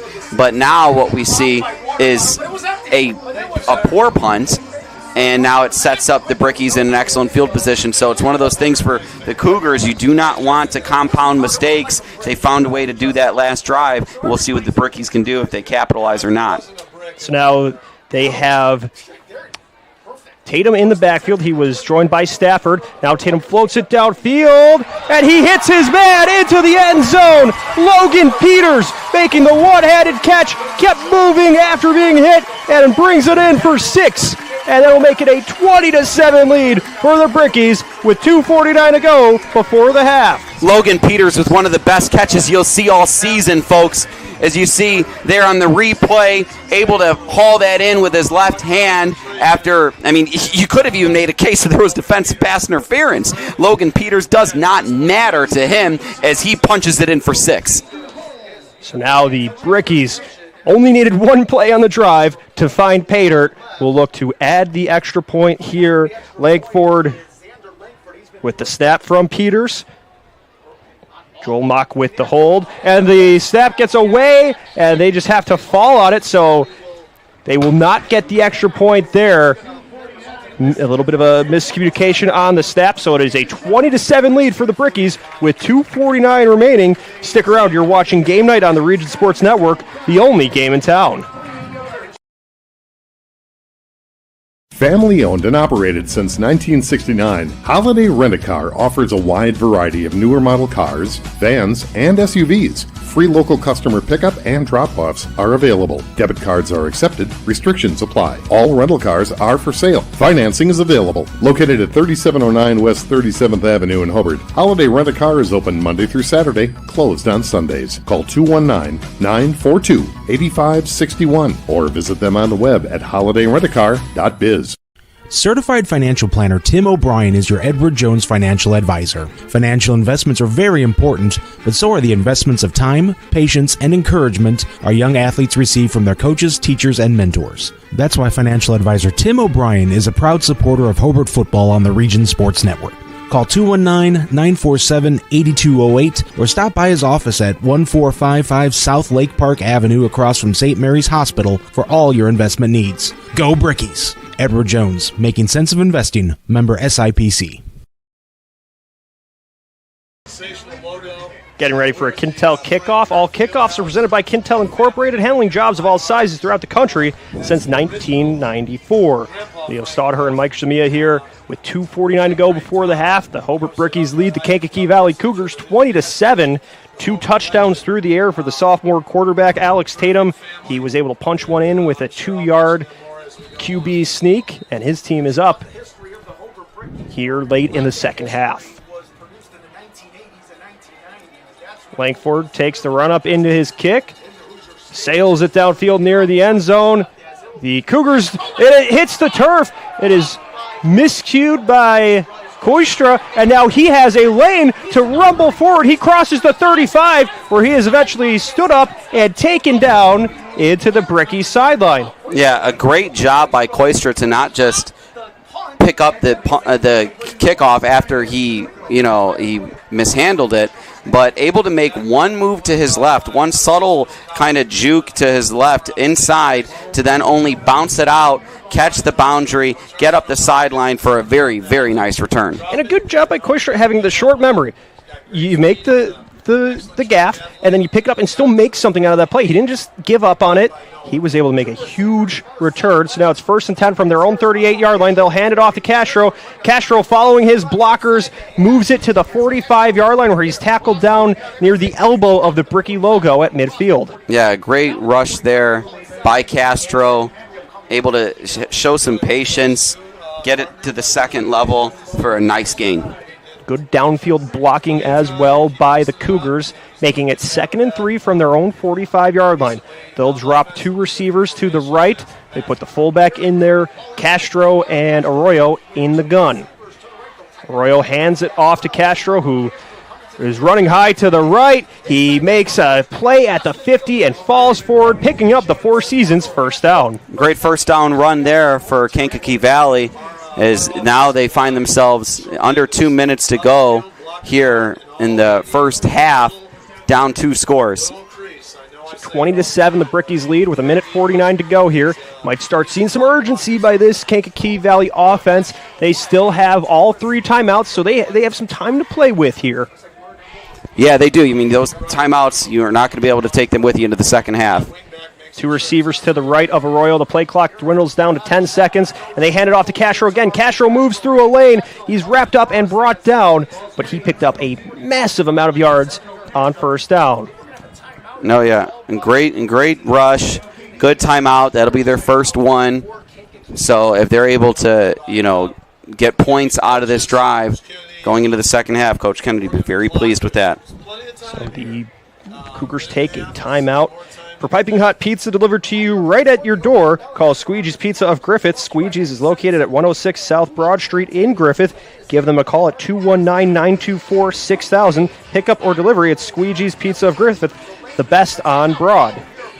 We are just a few moments away from the Hose Connections halftime report, connecting the first and second half of tonight's game. It's the Hose Connections halftime report presented by Hose Connections, proven under pressure. Yeah, earlier we were talking about how we had the mascot in the booth, and Leo, you mentioned how there's 2 mascots here for Hobart. One is an actual anamorphic brick that wears a cape, and then the other one, it resembles, it's a spitting image of the logo at midfield with the trowel in the right hand and the brick in the left, and so just, a beautiful atmosphere here tonight at the Brickyard. Senior night as well, so the upperclassmen trying to get a win in front of their home fans. Arroyo and the Cougars will just hand it off to Castro. That's been working for them on this drive. Castro with a physical run will pick up the first down. Yeah, and again, Castro, he's clicking now. He started off a little slow in this one, but, he's just such a talent that you can only hope to contain him for so long, and it's a matter of time that until we see Castro really break off another huge run, and that's exactly what he's doing here in the end of the first half. And now the Brickies take a timeout, so they are trying to get a read on what the Cougars are up to. It'll be 1st and 10 from the Hobart 37-yard line with 1:13 to go before the break. So Hobart up 20-7. Anderson had the receiving touchdown on that screen pass for the Cougars. So 2 run-heavy teams, but 3 of the 4 touchdowns today have been through the passing game. Yeah, absolutely. And, when we think about it for, kind of how those touchdowns occurred, just kind of offering some context to it, one of those was on a shot play, one-play drive there for Hobart. They smelled blood in the water, and they took a deep one there. And then the other 2, one was on a screen pass, and another one was just a beautiful ball as well. So these teams really showing off what they can do on offense on both areas. Now the Cougars back on the field with 2 receivers to the left on the play-action pass. Arroyo floats this one, looking for his man. Weaver downfield, just a little bit ahead of him. Weaver had to fully extend to try to catch it, but still couldn't get the hands on it. Yeah, that ball was just a little bit in front of him. Also, great coverage there in the secondary for the Brickies and Miller, which kind of slowed up Weaver a little bit. And, Weaver's going to head off to the sidelines there as he's kind of shaken up after hitting the turf. With 1:07 remaining, it's 2nd and 10 from the Hobart 37-yard line. 1 receiver to each side for Arroyo. He has Castro a few yards behind him. He rolls to his right looking to pass. He's got trouble in the backfield. Floats the pass toward the Hobart sideline where he gets it incomplete. He had to throw that one away to avoid the sack. Yeah, very smart decision there by throwing that ball away. If that ball is anywhere inbounds, it's probably intercepted and returned back for a touchdown. So it's now 3rd and long with 61 seconds to go here in the first half. Makes it 3rd and 10. We might be in 4-down territory. The Kankakee Valley offense is in 4-down territory, which is sponsored by 4 Seasons Mechanical, your Northwest Indiana heating and air conditioning specialists. They will put 1 receiver to the left, another one to the right. They have a tight end out there, and Castro is in the backfield with Arroyo. He takes a few steps back, drops, and now he will keep it, scramble, rolls to his left, goes into the Kankakee Valley sideline where then a flag is thrown as he was hit. There's another flag thrown, so there is yellow laundry everywhere on this field. There is a Hobart player down, so we will sort everything out. You think that first flag was likely as Arroyo was hit as he moved into the sideline? Yeah, no, Arroyo, of course, trying to get out of bounds here to stop the clock, and O'Connor came up behind him and, tried to make that tackle, but it appeared that Arroyo was already out of bounds when he did so, and so that's the first penalty. The second one will kind of get some context as to what that one is about, but we got a player down for Hobart right now. And it looks like, let me bust out the binoculars here. Could be Jalen Williams. Seems like that's what I can deduce based on the jersey numbers that are coming off the field for a moment, or actually coming to the sideline, rather. With 54 seconds to go here, there's a player down on the field. For the look around the region, you can visit regionsports.com, Facebook/Region Sports Nation, Instagram and Region Sports Network, YouTube for this week's Home Improvement Top 10, presented by Enigenberg Exteriors. Enigenberg Exteriors, you can find them on the web at ebergexteriors.com. That's a great sign. Yeah, and that's Jalen Williams. He's getting up. He's got a little bit of a limp, but he was getting his right leg stretched out. It's a little bit of a muggy day, too. It could be cramps, could be something to that effect. Yeah, with the sun down, there's still a little bit of humidity here. It's about 112 degrees at our press box right now. With 54 seconds to go here, Williams will make his way to the sideline. But still in early September, heat is very much a factor for these players. Yeah, absolutely. And it's one of those things, too, where, it's next man up mentality, because Jalen Williams has been having himself a great day on defense for the Hobart Brickies. And Hobart Brickies now trying to make a stand here to finish this first half. The Cougars will have 1 receiver far to the right, 1 short to the left. Arroyo's looking to pass. He's scooting over to his left and makes a big hit as he got past the line of scrimmage, but he still had those eyes downfield where the linebacker from the Brickies went swooping in and hit him. Yeah, Josh Diaz, great tackle there for the Brickies, and also a great job of not only bringing him down, but bringing him down in bounds too, having to force another timeout. So with the timeout, that'll stop the clock at 45 seconds. You can check out the IBEW Local 697 electrifying plays from this week's football action. Visit Regionsports.com, Facebook/Region Sports Nation, or on Instagram. The electrifying plays presented by IBEW Local 697, the Electric Professionals. Been quite a few great plays as well in this game, so who knows if we'll see some of those in that feed as well. 20-7 here in the first half. Both offenses being able to find the end zone, and the Cougars looking to try to get there as well. Yeah, this would be a huge touchdown for the Cougars if they're able to score one here. If not, they're going to have to maybe settle for a field goal. Depends on the score too. This could be 4-down territory if you're Coach Kennedy. And you look at that, the Cougars will be returning the kick at the half. So if you get 3 points here, maybe then score a touchdown off that kickoff, it could be a whole new ball game. So you just have to try to put some amount of points on the board here before the half. 45 seconds remaining. The Cougars in the shotgun formation. Arroyo rolls to his right, looking to pass, fires it into the end zone. He's looking for Weaver, who jumps up and cannot make the catch. The ball was popped out. He tried to get the ball. He had a defender near him. I think it went off the Bricky player as he hit the paws of Weaver. Yeah, that's what it seemed to be from my perspective as well.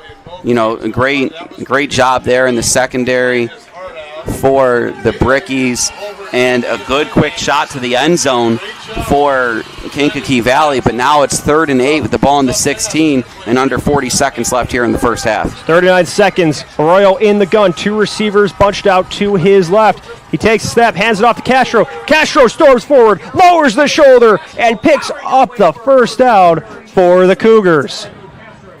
So, yeah, he picks up the first down. Now it's 1st and goal for Kankakee Valley, and they're pushing the tempo. Cougars quick to the line.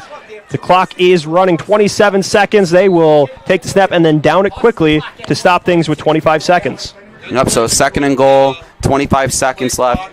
But great job by Coach Kennedy and the Cougars, putting themselves in a position here. So after the 4 seasons mechanical first down, the Cougars hustle back to the line. 7 yards to go here. 2nd down. They have 2 receivers split out to the far side of the field. Arroyo joined by Castro in the backfield. He looks to his right. He takes a roll. He's going to fire it towards the goal line for Weaver, and it goes in and out of his hands as he fell down near the pylon. Another incompletion intended for Weaver. And that will bring up 4th down. I mean, that was a great effort there. But, I mean, that would have been a great catch by Weaver. I mean, it did hit his hand, so if you ask him, he'll tell you that he should have had that one. But, he was at full extension there for trying to haul that one in. And a great throw, too, right on the money. They've looked to Weaver twice in the end zone. Now it is 3rd and goal for the Cougars. Castro in the backfield with Arroyo. 1 receiver far to the right, another one close to the left. They fake the handoff to Castro. He rolls right, makes 1 move, swims around, stood up and brought down. The Bricky defense stood tall there and took away the pass look from Arroyo, and then he had nowhere to scramble. They were just able to smother him there on 3rd down. Retrospect vision is 20/20, but let's dial it back a little bit. Coach Kennedy and the Cougars, they clocked the ball after picking up the first down instead of burning a timeout. So now what you see is on 3rd down, you have Arroyo get tackled or sacked rather for a loss, and with the clock running, they were now able to burn their final timeout with 10 seconds. Now 4th down, looks like they're going to go for the field goal. But again, too, right, if they would have burned that timeout instead of clocking that ball at 1st and goal, then they may not have had the time to set up for a field goal. So great clock management, great coaching by Coach Kennedy and the Kankakee Valley Cougars coaching staff. So now the Cougars will try for the field goal here. They won the toss and deferred to start this game off, so they will get the ball at the half. So you just try to put 3 on here, make it a 10-point game, and you can just keep chipping away at it as Ruvalcaba will try to drive it through the uprights. He's got it in a good spot, kind of in the middle of the hash marks, near that soccer goal crease. Miles Kitchen will snap. Isaac Deerdorf to hold with 10 seconds remaining. Ruvacaba sets up to the... as there's a timeout called by the Brickies. So they're trying to slow down the kicker here. Don't forget to visit regionsports.com, Facebook /Region Sports Nation, and Instagram for this week's Powering Indiana Peak Performers presented by NECA IBEW, Powering Indiana of Lake County. Powering Indiana, the region's most trusted electricians. Yeah, Ruvacaba missed his first field goal attempt wide left, but like you mentioned, Leo, he's got a good spot here, right in front of it, center of the field.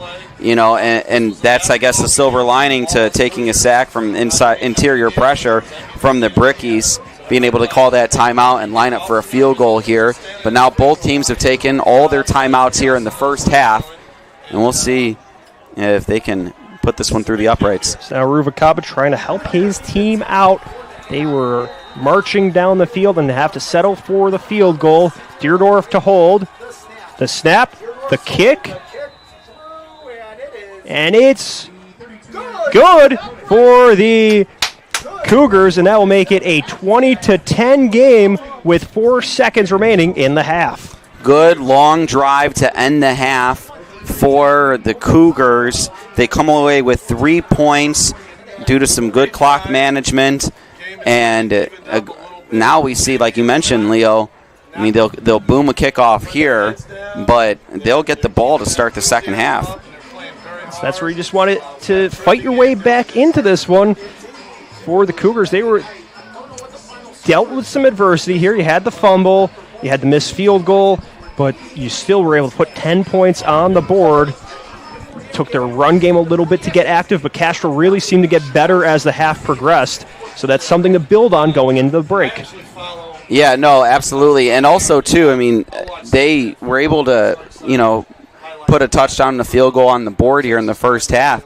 I mean, that's including the fact that there were missed opportunities where some of these passes could have been completed. Yeah. I mean, they left the touchdown on the board potentially. So a lot of things going well for the Cougars. Just, it comes down to execution, and that's ultimately the difference in the score here at the first half. So this will be one last Quintel kickoff before we go to halftime. All kickoffs are presented by Quintel Incorporated, handling jobs of all sizes throughout the country since 1994. So 4 seconds remaining. We'll likely see the Cougars try to boom this and run out the clock. And you know what? You talk about high score. You know what I call it? I call it like basement football. So Ruvacaba, right after that made field goal, looks to send it down to those 3 returners deep back for the Brickies. Now he'll skip it, takes a bounce, and the Brickies fall on it with 3 seconds remaining. So that will bring the offense out, but we might not see them do anything too aggressive here, possibly just a need to run things out. Yeah, that's probably what we're going to see there. And I understand the squib kick there as well, but, great job for the Brickies to, just get that ball, just down it right there, only take 1 second off the clock, and then you just ask Coach, okay, what are we going to do here? So now Tatum brings the Hobart offense onto the field. Looking to run things out for Tatum. 1 touchdown via the ground, 2 via the air. So that gives his team the lead at 20-7. You have to think the sophomore feeling some confidence continued to progress as the game went on. He'll take that knee and run things out. So we're through 2 quarters here at the Brickyard, and it's Hobart who leads 20-10. We'll have more coming up at halftime. Stick around. You're watching Game Night on the Region Sports Network, the only game in town. Check out the red-hot deals going on right now at Hobart Lumber Ace Hardware. While you're there, sign up for Ace Rewards and unlock more savings. Hobart Lumber Ace Hardware is open 7 days a week for all your do-it-yourself projects. The trained customer-friendly staff is always on hand to assist with anything you need. Stop in today for expert advice. Visit Hobart Lumber Ace Hardware at 661 Main Street in Hobart, serving the community as a hardware store since 1991. Hobart Lumber Ace Hardware, the helpful place. When life keeps you busy and you can't get to the store, shop online with Strachan Van Til To Go. Our to-go service is easy to use. Register using your rewards account information, fill your virtual cart, and choose delivery or pickup. Once your order is in, our own Strachan Van Til team preps your order with care. With our to-go service, you can earn reward points and save time and money with our online coupons and weekly ad prices. Life made simple, shopping made easy. For more information or to sign up, visit shop.strachanvantil.com.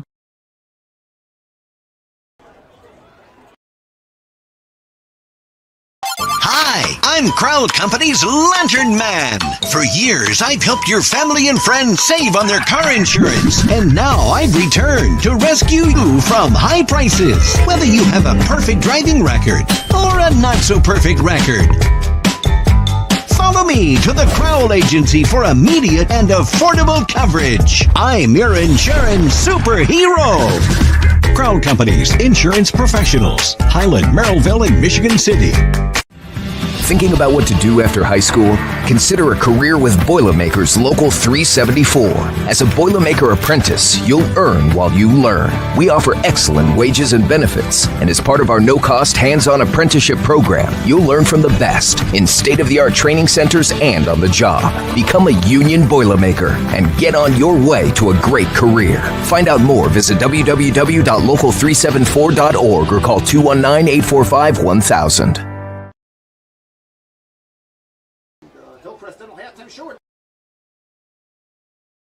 With electrical services from Economy Electric Heating and Cooling, you can radiate the perfect amount of light and energy into your home. From rewiring and code upgrades to ceiling fans, lighting, security, and more, Economy Electric Heating and Cooling's trained electricians will make sure you can enjoy your home on full power all the time. For a free estimate on electrical work, call Economy Electric Heating and Cooling at 219-923-4441, and you can visit them on the web at 4ajobdoneright.com. That's the number 4ajobdoneright.com. Tech Checking Plus from Tech Credit Union offers everything you'd expect from a checking account. Plus, you'll earn one of their best dividend rates for maintaining a higher account balance. Currently, 4.85% annual percentage yield. No need to choose between easy access to funds or earning a better dividend. Tech Checking Plus gives you both. Visit techcu.org, contact any branch, or call 800-276-8324 to learn more. Tech Credit Union is federally insured by the NCUA. Rates may change without notice.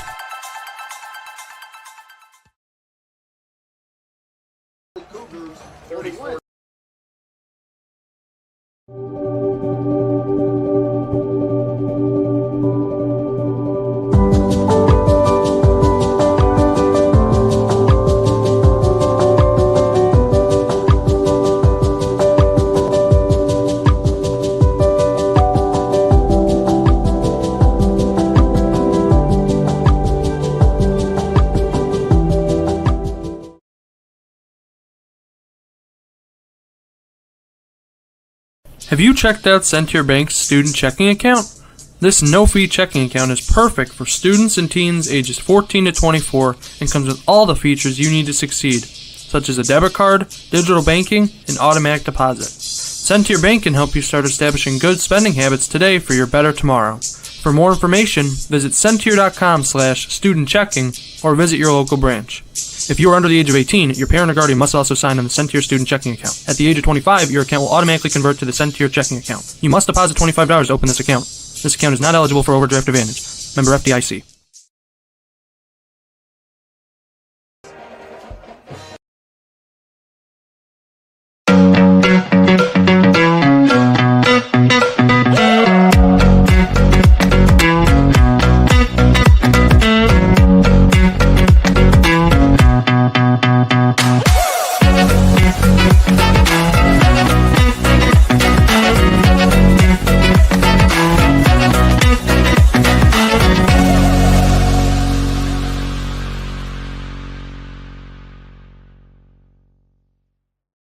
For over 100 years, Burns Funeral Home and Crematory has been assisting families in their time of need.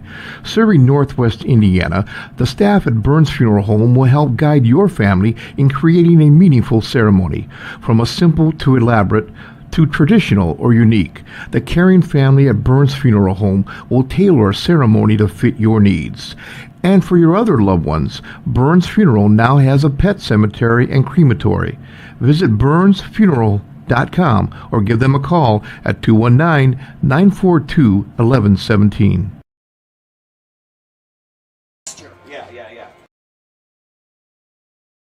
Four Seasons Mechanical proudly serves Northwest Indiana, providing quality, reasonably priced, reliable service. With a quality and comfort guarantee, the professionals at Four Seasons Mechanical offer a wide range of services in heating, ventilation, and air conditioning. Whether it's residential or commercial, Four Seasons Mechanical is there 24/7. To find out more, the website is fourseasonsmechanical.com or give them a call at 219-756-7020. Four Seasons Mechanical, your indoor air quality specialist.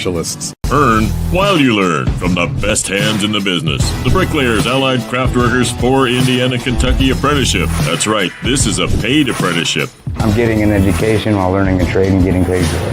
The thing that surprised me the most about this apprenticeship program is the respect I have received after the proper time and training. Classes start soon, so apply now. There are training centers throughout Indiana and Kentucky. We are the Bricklayers and Allied Craftworkers for Indiana Kentucky Apprenticeship. The best hands in the business.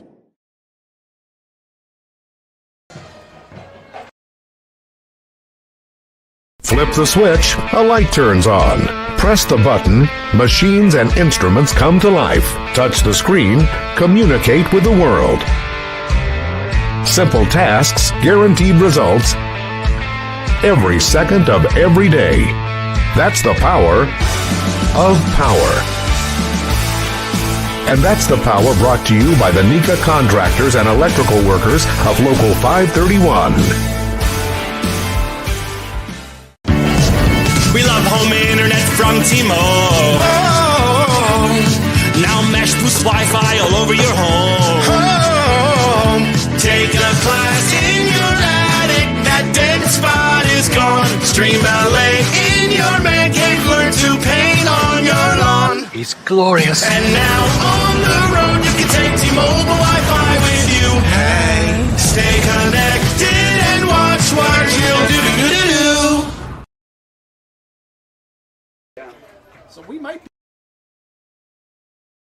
Blythe's Team Sports in Valparaiso is a leader in athletics apparel and equipment sales. With in-house production including screen printing, trophies, embroidery, and more, Blythe's can help you to create the perfect look. For more information, visit them online at teamblythes.com. Blythe's Team Sports in Valparaiso, where the athletes shop.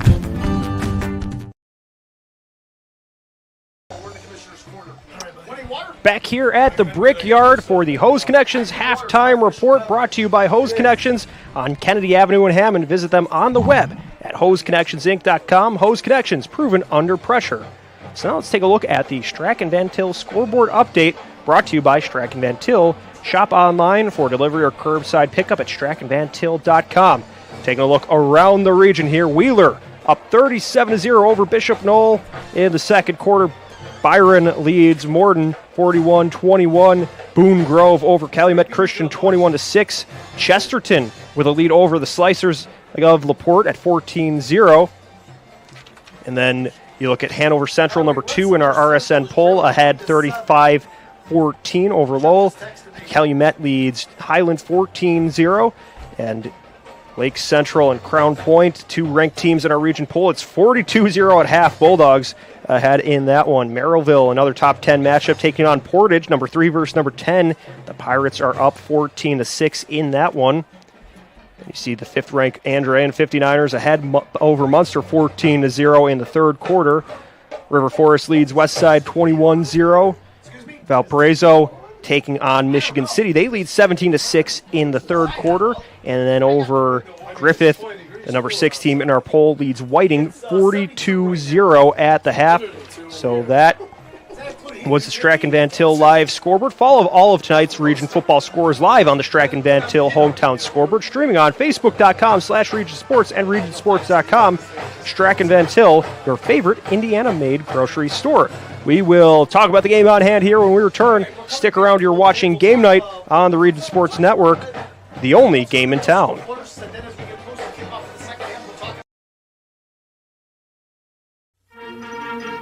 Cagney's in Hobart offers a fun atmosphere to watch a game on one of its many big screen TVs. While there, fans can enjoy selections from a full menu of comfort foods, including nachos, sandwiches, and more. Planning on staying late? No problem. The kitchen at Cagney's is open from 11 a.m. till midnight, and Cagney's offers daily food specials every day of the week. Cagney's is located at 236 Main Street in Hobart, and they can always be found on Facebook. Cagney's, a proud sponsor of the Brickies. For over 50 years, family-owned Budd Insurance Agency in Hobart has been providing insurance services and protection to Northwest Indiana. With protection provided by Auto Owners Insurance, Dave, Bob, and Mike can custom fit a policy to meet a person's needs.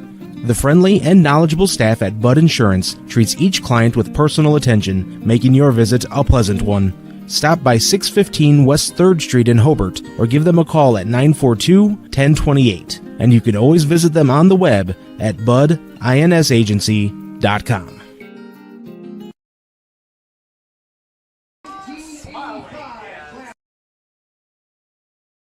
Family owned and operated since 1969, Holiday Rent-A-Car offers a wide variety of newer model cars, vans, and SUVs. Free local customer pickup and drop-offs are available. Debit cards are accepted. Restrictions apply. All rental cars are for sale. Financing is available. Located at 3709 West 37th Avenue in Hobart, Holiday Rent-A-Car is open Monday through Saturday, closed on Sundays. Call 219-942-8561 or visit them on the web at holidayrentacar.biz.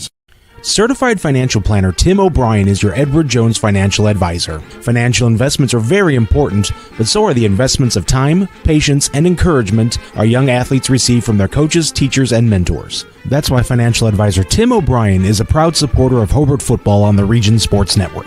Call 219-947-8208 or stop by his office at 1455 South Lake Park Avenue across from St. Mary's Hospital for all your investment needs. Go Brickies! Edward Jones, making sense of investing, member SIPC.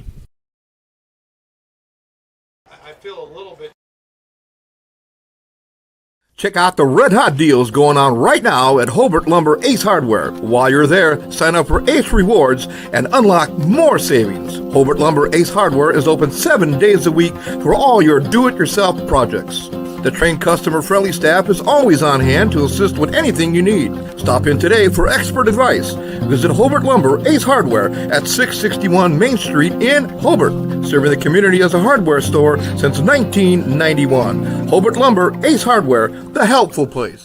When life keeps you busy and you can't get to the store, shop online with Strachan Van Til To Go. Our to-go service is easy to use. Register using your rewards account information, fill your virtual card, and choose delivery or pickup. Once your order is in, our own Strachan Van Til team preps your order with care. With our to-go service, you can earn reward points and save time and money with our online coupons and weekly ad prices. Life made simple, shopping made easy. For more information or to sign up, visit shop.strachanvantil.com.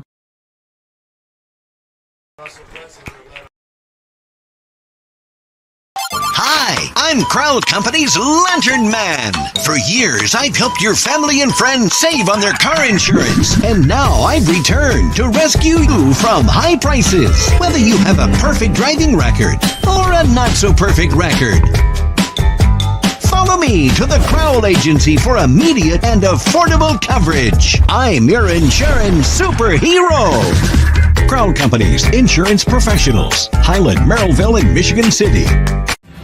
Thinking about what to do after high school? Consider a career with Boilermakers Local 374.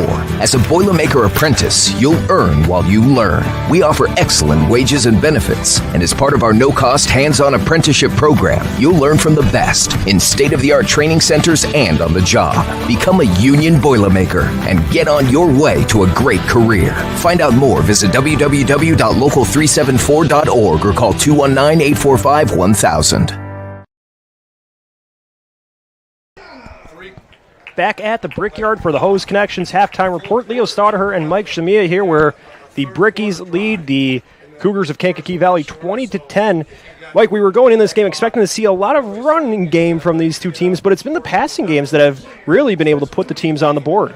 Yeah, in terms of the scoring plays, for sure, we've seen, I think what is it now, 3 passing touchdowns in this one. And, yeah, absolutely. But, I mean, you look at some of these drives, and it's been these big runs as well as some of these big passes that has really marched these teams down the field. Looking at a guy in Castro, that he's had a bit of a slow start, and that's probably part of the reason as to why Kankakee Valley has relied on the passing game as much as they have. But he's really come on late in the first half, and he may be poised for a big second half. But credit to him, and then also on the other side, credit to Max Picket, too.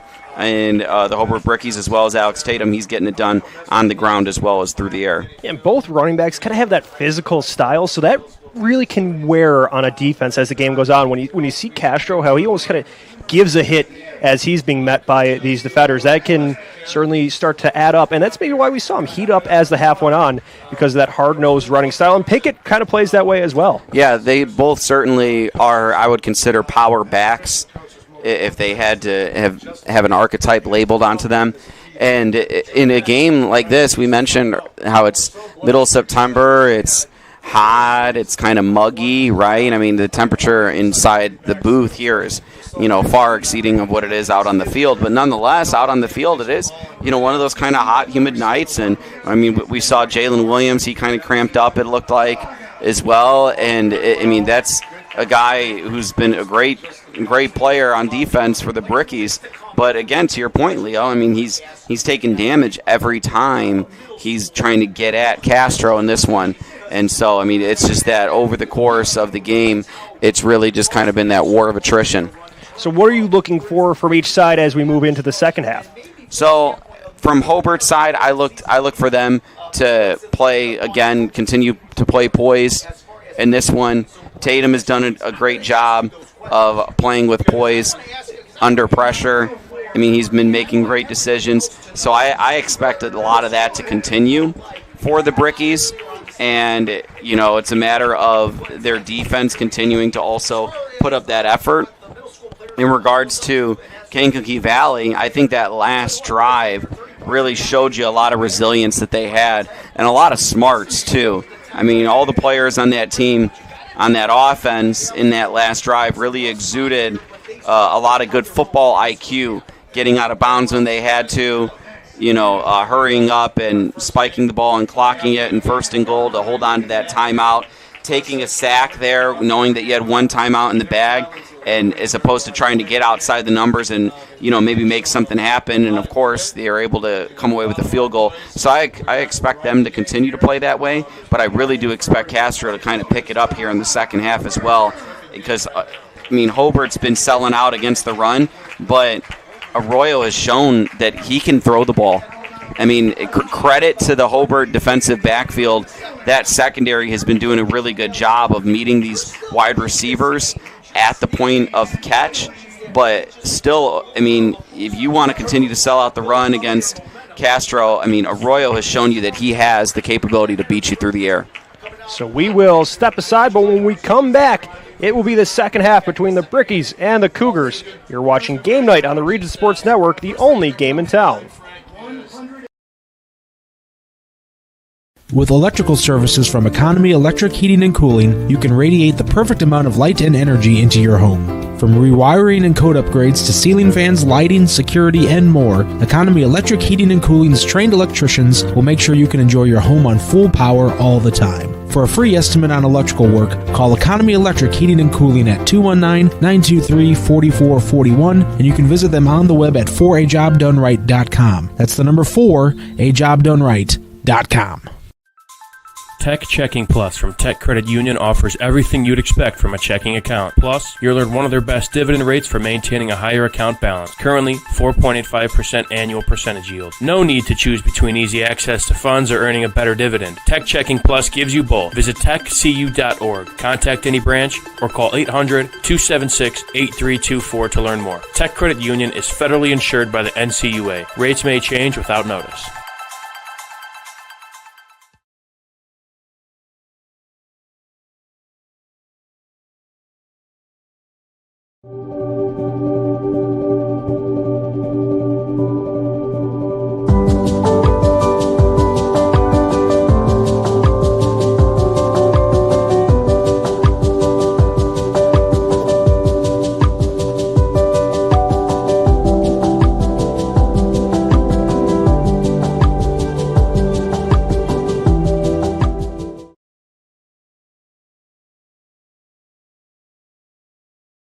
Have you checked out Send to Your Bank's student checking account?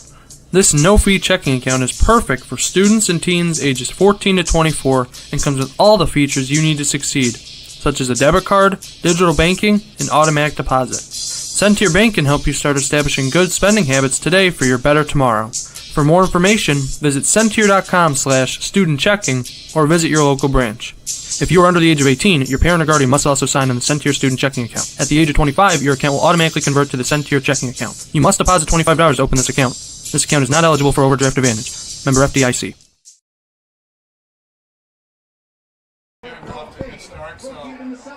Back at the Brickyard, where we are just a few minutes away from the start of the third quarter between the Hobart Brickies and the Kankakee Valley Cougars in a conference matchup between the two teams. Kankakee Valley 2-1. They're coming off a 28-7 loss versus Andrean last week, so they're looking to bounce back.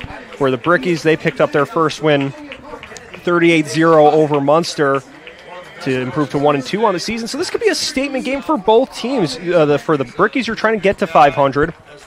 For the Cougars, you're trying to avoid falling to 500 when you're trying to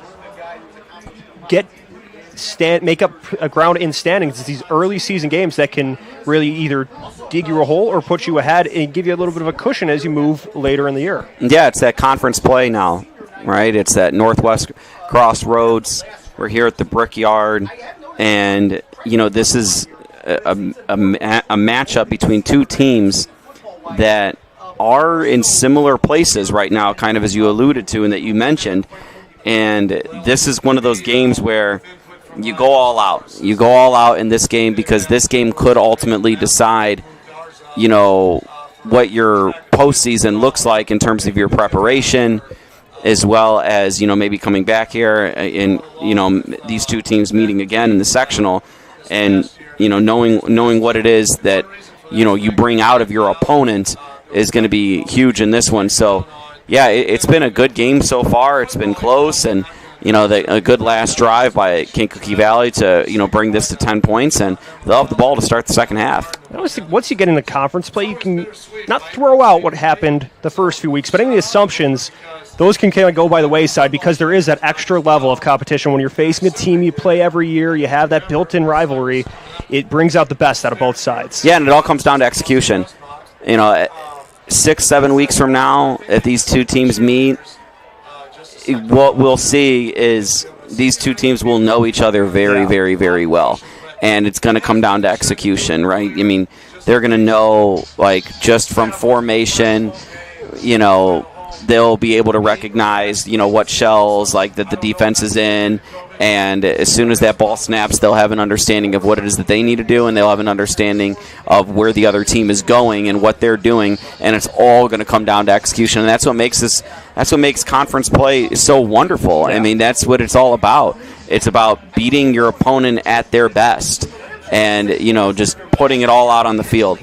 You look at it, too, where you look at a team like Hobart, as they might not have much film out yet with their young quarterback in Tatum. So for the Cougars, you're still getting a feel for what he excels at, where you can try to shut him down, what you have to watch out for him. So that might play into the advantage a little bit for the Brickies, where nobody really knows what he can do yet, and you can catch some teams by surprise if they're not careful against him. Yeah, and if that's the case going into this game, I would say at the half, the Kankakee Valley Cougars, they got a taste of what Alex Tatum can do. They really have, because Alex Tatum has been playing a really, really good game. He hasn't turned the ball over. He's been making some good throws. I mean, credit to his wide receivers as well. I mean, Logan Peters had a spectacular catch early on in this one with the defender draped all over him. But, and then Tatum's also getting it done with his feet too. So we'll see what adjustments the Cougars will make here at halftime. And then, to your point, in several weeks, if they meet each other again, we'll definitely see what they have in store for them. So this will bring up a kickoff to start the third quarter. This is a Quintel kickoff. All kickoffs are presented by Quintel Incorporated, specializing in the reconditioning, repairing, and remanufacturing of heat exchangers. So the Brickies will be kicking from right to left across your screens in the gold helmets, gold jerseys, purple pants, the Cougars in the all-white uniforms with red numbers on the front and back, red stripe down the helmet. We will see Xander Lakeford to kick it off. He's had the strong leg today, and we'll get ready to roll here in the third quarter. Brickies lead by 10. The Cougars send 2 players back to receive. The ball is in the air, and here we go. They'll return it from the left side. Koistra moves. He breaks 1 tackle, moves the pile past the 20 for a strong opening kickoff to begin the second half. Koistra able to handle that one cleanly this time, and a good return, like you mentioned. It'll set up shop for the Cougars near the 25-yard line. And this is going to be a huge drive for them. We'll see how they set the tone in the second half. They'll bring Diego Arroyo and the Kankakee Valley offense onto the field. Their powerful running back, Marco Castro, joins him in the backfield. They put 2 receivers out to the right. And the Hobart defense gets ready to anticipate what's coming. It's a handoff to Castro. Castro charges towards the line, but the Brickies stand him up for maybe a yard if he was able to get back to the line of scrimmage there. Yeah, excellent effort there by Tajani for the Hobart Brickies, standing them up at the line of scrimmage. And again, right, I mean, that's one thing that they've been prepared. They know the scouting report. They know the game plan in this one. They've done a great job on that front 4. 2nd and 9 from the 24-yard line. We'll have Arroyo in the pistol. 1 receiver far to the left. Another one close to his right. Castro's behind him in the pistol. He hands it off to Castro. Castro pushes towards the left tackle, but the Brickies storm to the line and meet him at the line of scrimmage. Again, another great play there by the Brickies defensive line. That time it comes from Josh Diaz. Josh Diaz has been all over this one in this game. And again, now we see another 3rd and long for the Cougars in this one. And after 2 runs, you may be thinking that Arroyo's got to pass the ball. And Josh Diaz, we mentioned, plays on the offensive line for the Brickies. Also on the defense, has been a strong 2-way player. There's a lot of those 2-way players in this game, but Diaz has been jumping off the stat sheet as now it's a shotgun formation for the Cougars. 2 receivers to the left. Arroyo drops back, looking to pass. There's some trouble in the backfield. He keeps shuffling left, fires downfield, makes a connection with his teammate. He's short of the first down. He was able to get it to his trusted receiver, Weaver, who was about a yard shy of the first down marker. Hobart brought pressure on the edges, but a great job in terms of blitz pickup for the Cougars, and a great job by Arroyo, too, to, keep his eyes downfield as he rolled to his left and trying to convert on the 3rd and long, but just short. That will make it 4th and 3 from their own 31. So the Cougars unable to really get any points on the board on their first drive out of the half. So now they will have to punt it away to the Brickies. Ruvacaba sends it down. Fair catch by Leonard at the 34-yard line, so that will bring Alex Tatum and the Bricky offense onto the field. Yeah, good punt there, forcing the fair catch. Brickies are happy with the field position too, but a credit to their defense for forcing a 3 and out. And we'll see what the Brickies do on offense here. Pickett's been good on the ground, and Tatum has been, playing a really good game so far, very clean, and the receivers have been making plays.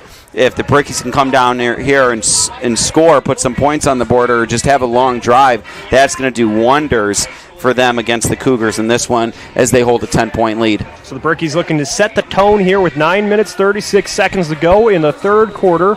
They will put 2 receivers to the right, a lone receiver to the left.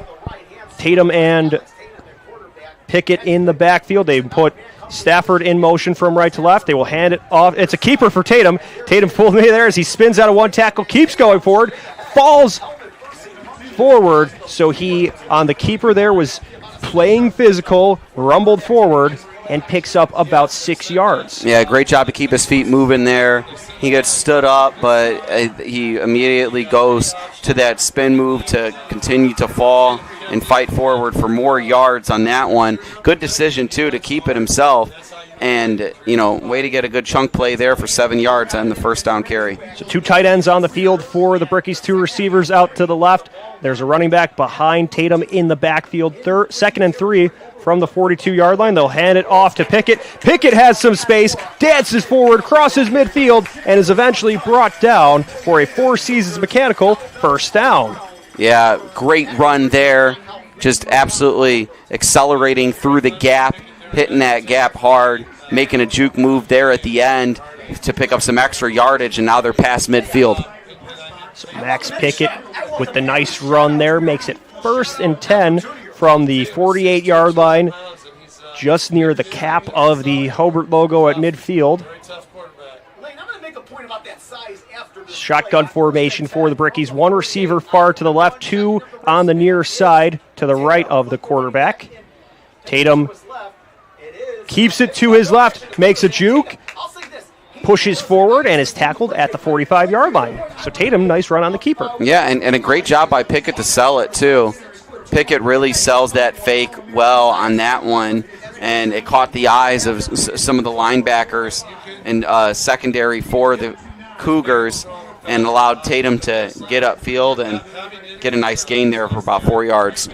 So we've seen both quarterbacks use their legs to make plays here. It'll be 2nd and 6 from the 41-yard line. Tatum in the pistol with Pickett behind him. Puts the tight end Peters in motion just near the right guard. It's a handoff to Pickett. Pickett rumbles forward, shrugs off one defender, keeps moving as he's brought down by the ankles, just short of the first down. Yeah, it'll make it 3rd and very short. Great run there by Pickett. And also, too, he saw that safety barreling down on him as he was trying to power through that tackle by the ankles, and a great job of him to cover up that ball and protect the football. So on 3rd and short, the Brickies will hand it off to Pickett. Pickett lunges forward and gets the first down. Yeah, another great, long, sustained drive for the Brickies that has been predicated on the run game. Both Pickett and Tatum getting it done with their feet this drive. First down is brought to you by Four Seasons Mechanical in Merrillville on the web at fourseasonsmechanical.com. So the Brickies put 3 receivers to the left. Pickett, the running back, to the left of the quarterback. Tatum, he drops back to pass. He takes a shot to the left. He's looking for Stafford. He drops it, but there will be pass interference on the Cougars. He had Anderson covering Stafford there, and he might have got a shove or 2 in there. Yeah, it looked like he kind of got a piece of Stafford's right arm.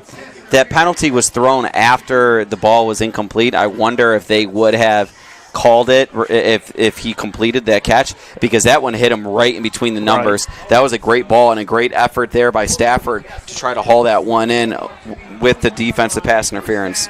So the penalty will move things to the 21-yard line in Kankakee Valley territory. 1st and 10 for the Brickies. Tatum rolls left. Lofts this one towards the end zone. He's looking for Leonard, and it is in and out of the hands of the defender there. That was nearly a pick for Koistra, but he could not hang on to it. Yeah, Tatum looking to his left, tries to make that pass. Probably didn't see the safety there in Koistra, as Koistra was in the center of the field. He ranged to his right, and he almost came away with an interception there. And he was slamming his fists in the end zone on the turf there because he really, really felt like he should have had that one. Tatum breathes a sigh of relief as he narrowly avoided his first interception of the season. 2 receivers to the left of Tatum. He'll hand it off to Pickett. Pickett charges forward, keeps the legs moving, and is brought down after picking up the first down. Yeah, he just keeps churning and churning and churning. Pickett in this one, another great run there. And again, that's exactly what you need if you're the Brickies. You need these positive yardage in the red zone. So now the Brickies, 1st and 10 from the Kankakee Valley 11-yard line. They hand it off to Pickett. Pickett moves towards the line. Stood up by the Cougars, but he made a positive play there. Yeah, so the first down marker is right at the 1-yard line, so you have room to, I guess, get a first down and get a fresh set of downs at the goal line. But with it being 2nd and 8 and the ball in the 9, you got to think that you're looking at the end zone here. 5:55 to go here in the third quarter. The Brickies have been working a long drive, trying to punch it in as they're deep in enemy territory.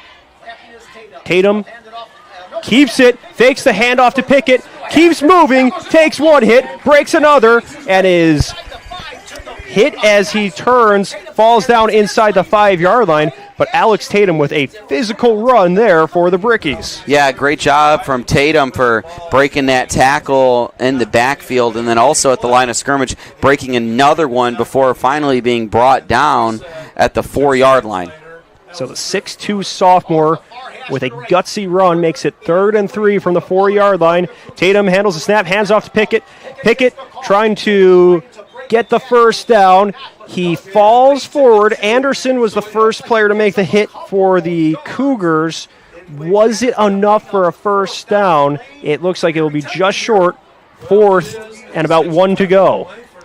So, I mean, now what you've established is that you're going to just kind of try to pound the ball in between the tackles and just really bully for those yards. Now, I mean, there's no question that that's probably what you're going to do here, and it's going to come down to execution, the big push. We'll see if they go back to that QB sneak. Tatum under center. Everybody nearby. It will be that sneak. He stands up. Pickett gives him an extra shove in the back. The ball popped loose, but he will pick up the first down. The ball came out after the play was dead, so it'll be a first down for the Brickies, and I think we're going to see them go right back to this same QB sneak, the play that the Eagles made so popular. The Brickies are now trying it with Alex Tatum. 1st and goal from the 1, and here they go. Can the Cougars stop it? They know what play is coming. Lunging towards the end zone is Tatum, and he's in for 6.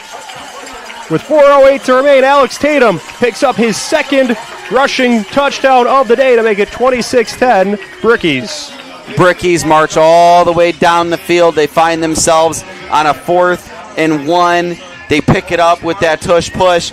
Max Pickett really getting in behind Tatum on that 4th down conversion. They go back to the well. They run it back.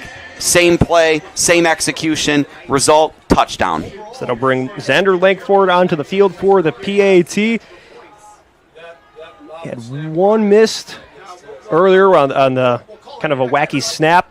So we'll see if he gets back on track here. The snap, the kick, and it's good. That'll make it 27-10. Brickies lead by 17 with just over 4 minutes remaining in the third quarter.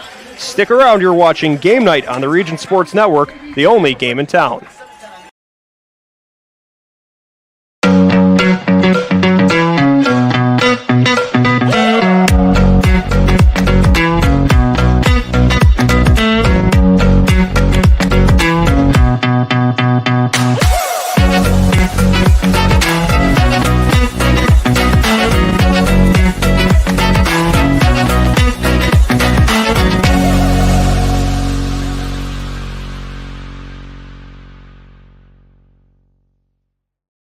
For over 100 years, Burns Funeral Home and Crematory has been assisting families in their time of need.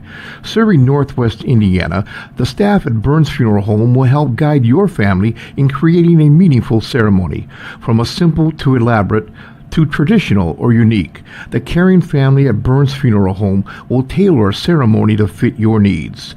And for your other loved ones, Burns Funeral now has a pet cemetery and crematory. Visit burnsfuneral.com or give them a call at 219-942-1117. Brickies get ready for this Quintel kickoff. Quintel Incorporated, handling jobs of all sizes throughout the country since 1994. Langel's Pizza has been a favorite spot since 1979. Enjoy pizza, sandwiches, and more. Dine in or carry out. Langel's serves Northwest Indiana from their 3 locations, Highland, Cherville, and Crown Point. Order online at langelspizza.com. Langel's Pizza, the official pizza of the Region Sports Network. It's 27-10 Hobart with 4:08 remaining in the third quarter. Mike, you have to think this next drive is going to be big for Kankakee Valley to try to get some momentum back on their side. Yeah, you're down 17. You have to at least put together a good long drive. I mean, ideally you want points on the board. You don't want to go into the fourth quarter down more than 2 scores. But after a 3-and-out in their last drive, they really need something here. So Langford runs into the kick, floats it downfield near the goal line. It's caught by Koistra. Now he looks to get another good run up after this one, where he is wrestled down by a jumping tackle at the 20-yard line, and that energizes this Hobart defense. Yeah, no, that's a great special teams play there by Hobart. You know, they've done a great job tonight in all 3 phases of the game.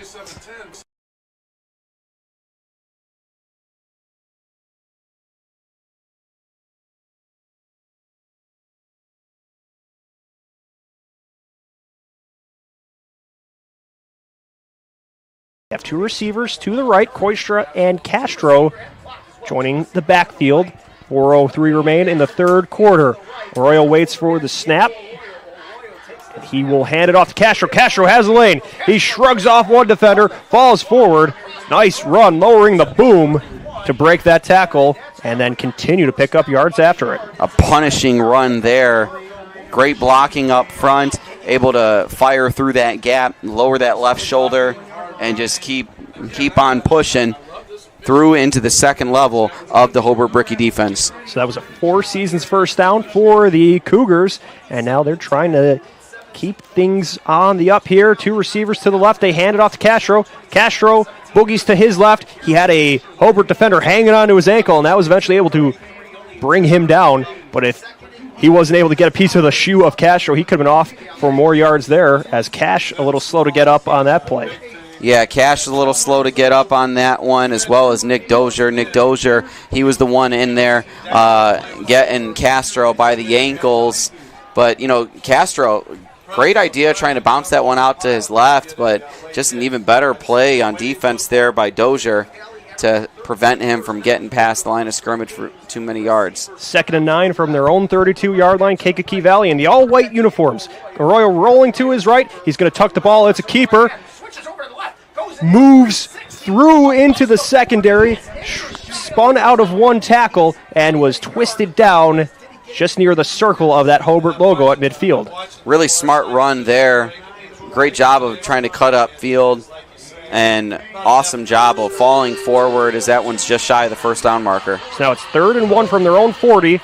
The Cougars looking for higher ground here with a yard to go for a fresh set of downs. Arroyo hands it off to his trusted running back, Castro. Castro has trouble as there's a trio of brickies in the backfield. They meet him at the line of scrimmage. He was not able to get anything going there, and it brings up 4th down. Yeah, Logan Peters, Bryce Tolliver in on the stop there. Great job of getting outside the numbers, making a big play there, stopping the Cougars, and forcing now a 4th down. Cougars will keep their offense on the field.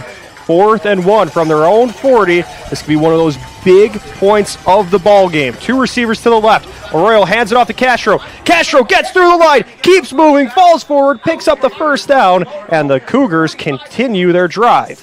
That's one of the things that most impresses me with Castro is how he falls forward and how he extends that football on every run. He's always fighting for extra yards. I mean, that's a 4th and 1. He clearly had it picked up, and he's still fighting for extra yards. Castro, the 6'1 senior, making the play after the hit, and now on first down, here come the Cougars. They hand it off to Castro again. Castro dances through, trying to cut through this defense of the Brickies, and he makes it almost picked up the first down on just that one carry there, but he was able to flip the field onto Hobart's side. Yeah, that's a really, really strong run there. Tolliver trying to bring him down by himself, but I mean, it took 3 Hobart Brickies to bring down Castro, and he's been running this whole drive, right? And not a sign of him slowing down. 60 seconds to go here in the third quarter.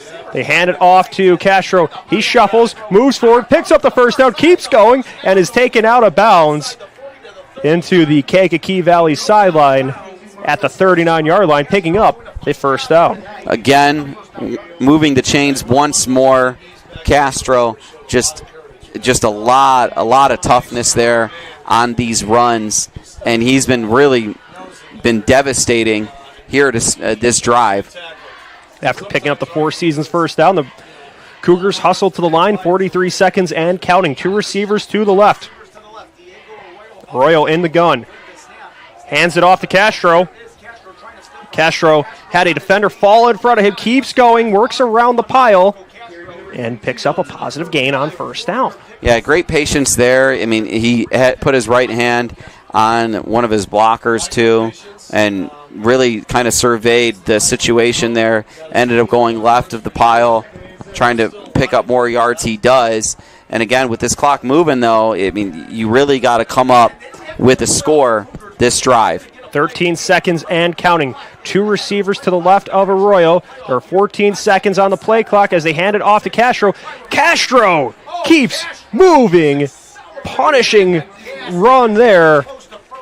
Left a couple brickies scattered throughout the field that tried to get in his way, and he picks up the first down as time expires here in the third quarter.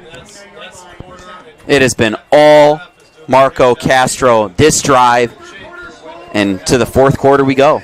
That'll bring us to the fourth quarter. This one's far from over, so stick with us. You're watching Game Night on the Region Sports Network, the only game in town.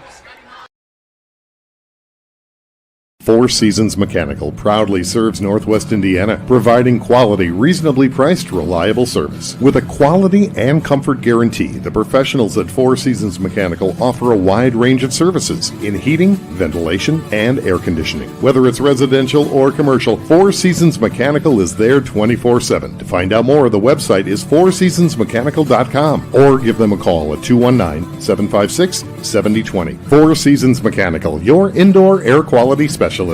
Earn while you learn from the best hands in the business. The Bricklayers Allied Craftworkers for Indiana Kentucky Apprenticeship. That's right, this is a paid apprenticeship. I'm getting an education while learning a trade and getting paid for it. The thing that surprised me the most about this apprenticeship program is the respect I've received after the proper time and training. Classes start soon, so apply now. There are training centers throughout Indiana and Kentucky. We are the Bricklayers and Allied Craftworkers for Indiana Kentucky Apprenticeship. The best hands in the business. So here we go. Final 12 minutes of regulation. Cougars, Brickies at the Brickyard. 1st and 10. It's a handoff to Castro. Castro storms forward and is wrapped up and brought down by a whole crew of Brickies to start us off here in the fourth quarter. Who else to start us off here in the fourth other than Marco Castro? Marco Castro has really taken over this entire drive for the Cougars offense.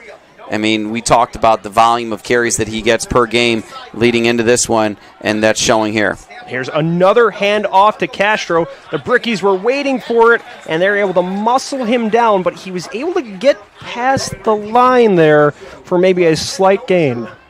Yeah, and if you're the Brickies, you're really going to sell out against the run here because there's absolutely, it doesn't seem like there's any intention for the Cougars to throw the ball this drive. Coming into the game, though, is Grayley Weaver. Mind you, he's gotten the most targets in the passing game for this Cougars offense. So if there is a time, it could be now with fresh legs in Weaver. So it'll be 3rd and 7 from the 26-yard line. Now he's looking to pass. Arroyo rolls to his right. He throws it to Weaver, but it pops out of his hands. He caught it near his right shoulder while on the move, and it just squeaked out. Yeah, throws it just behind him there to Weaver. I mean, good job by Weaver on that in route. He gets past the defender who is guarding him, and, you know, and also, I mean, a pretty good throw. I mean, it was a little bit behind him, but, I mean, you had to make a good throw there, and now it's 4th down, and you got to go for it. So 4th down from the 26-yard line of the Brickies. Arroyo in the gun. Castro to his right. 1 receiver to either side. 2 tight ends on the field. He's rolling right. Looking to pass. He fires it, and it's caught by Anderson. A huge catch there on 4th down. And right there, the Cougars, now they're really showing, like, okay, we have to now score here soon being down 17, but now they're showing you that they can maybe get it done through the air. So Diego Arroyo throwing on the run there, hits his tight end Anderson, who already has one receiving touchdown to his name today, and he made one of the biggest catches of the day for the Cougars. And now they're going to direct step to Arroyo. Arroyo keeps moving, gets inside the 10. He had Castro leading the way as the lead blocker, and he picks up some good yardage there on first down to move it inside the 10-yard line. Yeah, it looked like it was that speed option once more, but then, after a few steps, it looked like Arroyo or Castro rather went out there to kind of lead the way and block for Arroyo, and this has been giving Castro perhaps a good spell that he may have needed. So it's 2nd and 3 from the 10-yard line. 10:20 to go. They hand it off to Castro. Castro has some room. He's moving towards the end zone, and he gets in for 6. Castro picks up his first touchdown of the game, and the Cougars are right back in this one, trailing 27-16 with 10:15 to go in the fourth quarter. That third quarter was seemingly all Marco Castro, and also to start off the fourth quarter here as well. But after about 4 plays where they allowed Castro to kind of catch his breath, it's that very next one that he carries, and it's into the end zone for 6. So Ruvacaba gets ready for the PAT. Kitchen to snap, Deerdorf to hold. Cougars trying to bring it to 10 points.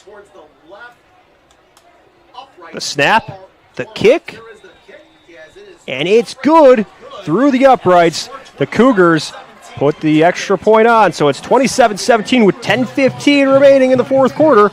We've got a ball game on our hands. Stick around. You're watching Game Night on the Region Sports Network, the only game in town. Flip the switch, a light turns on. Press the button, machines and instruments come to life. Touch the screen, communicate with the world. Simple tasks, guaranteed results, every second of every day. That's the power of power. And that's the power brought to you by the Nika Contractors and Electrical Workers of Local 531. We love home internet from T-Mobile. Now mesh boosts Wi-Fi all over your home. Taking a class in your attic, that dead spot is gone. Stream ballet in your man cave, learn to paint on your lawn. It's glorious. And now on the road, you can take T-Mobile Wi-Fi with you. Hey, stay connected and watch what you'll do.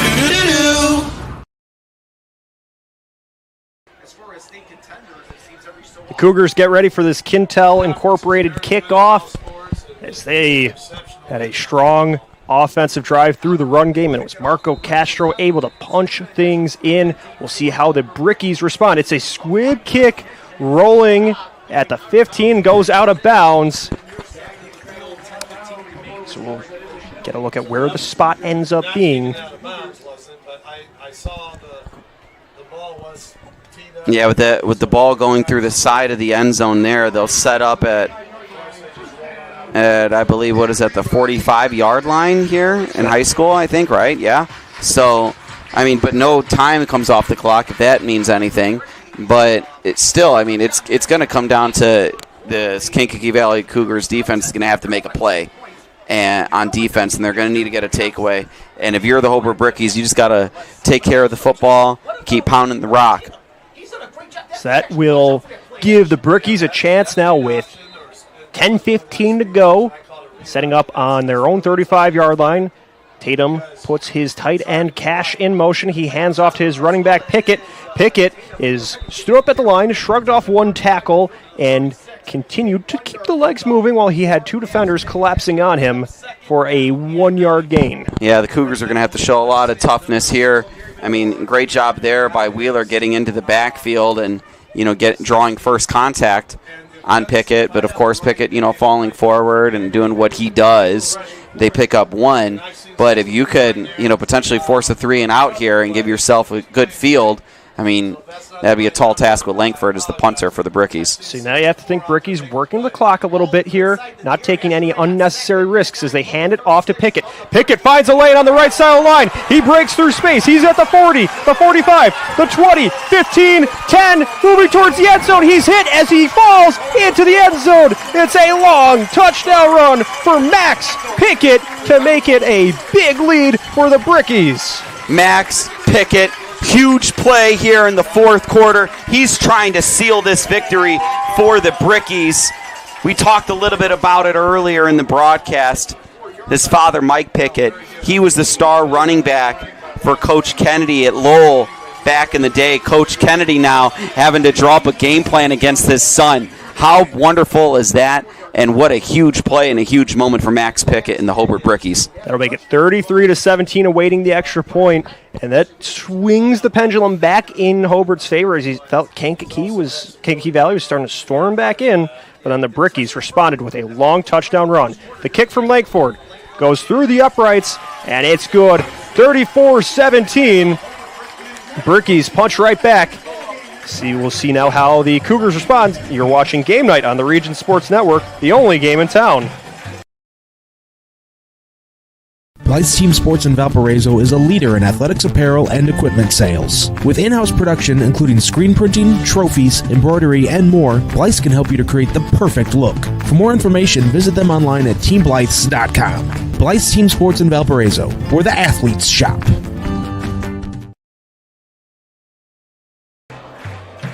After the long touchdown run from Max Picket, the Brickyard is fired up here.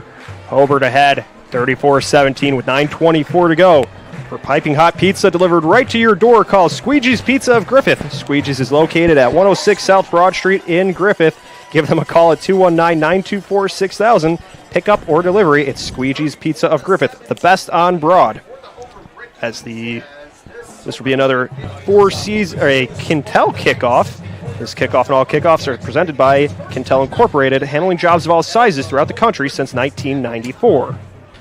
And the first half, we saw a few passing touchdowns, and here in the second half, and now we've seen here in this fourth quarter, we've seen 2 rushing touchdowns. So these two teams pounding the rock here late. I mean, Hobart doing it in hopes to seal a victory, and you also, and on the flip side, you have the Kankakee Valley Cougars hoping to put the ball in their best players' hands and make some magic happen. But some magic just happened here, and this was in favor of the Brickies, and that's Max Picket on the huge touchdown run. Picket really brought some enthusiasm to this crowd here, and you see he's fired up on the sideline. He was not flying under the radar, but wasn't the recipient of some of those scoring plays because he was getting them into position, and then that gave them the luxury where when Kankakee Valley was expecting the run, you could go to the air and then catch them off guard as the kickoff from Langford goes deep into the end zone where it will be returned. Koischer looks to run it up. He's got a strong run going, shoulders off one defender, and then is wrapped up and brought down just short of the 20 at about the 18-yard line. Yeah, you mentioned about Max Picket in this one not having found the end zone until the fourth quarter, and he was doing all the dirty work. Right. You know, he was the guy. He was the bell cow. He was, taking all the hits. I mean, a lot of tough runs too, where he's getting hit in the backfield and he's falling forward for a gain of 2 or 3, and for him to break one open late in this game, that could have sealed the deal. Certainly a blue-collar effort. We could have more on that later as the Cougars starting things off with a handoff to Castro, but the Bricky defensive line was ready for that one, anticipating it, taking him down near the line of scrimmage. Yeah, and that's Kazim Tajani again. I mean, he had a play earlier that looked similar to that. This one, though, he just swallows up that running back in the backfield.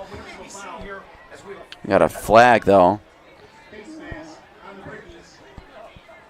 Will be a face mask on the Brickies.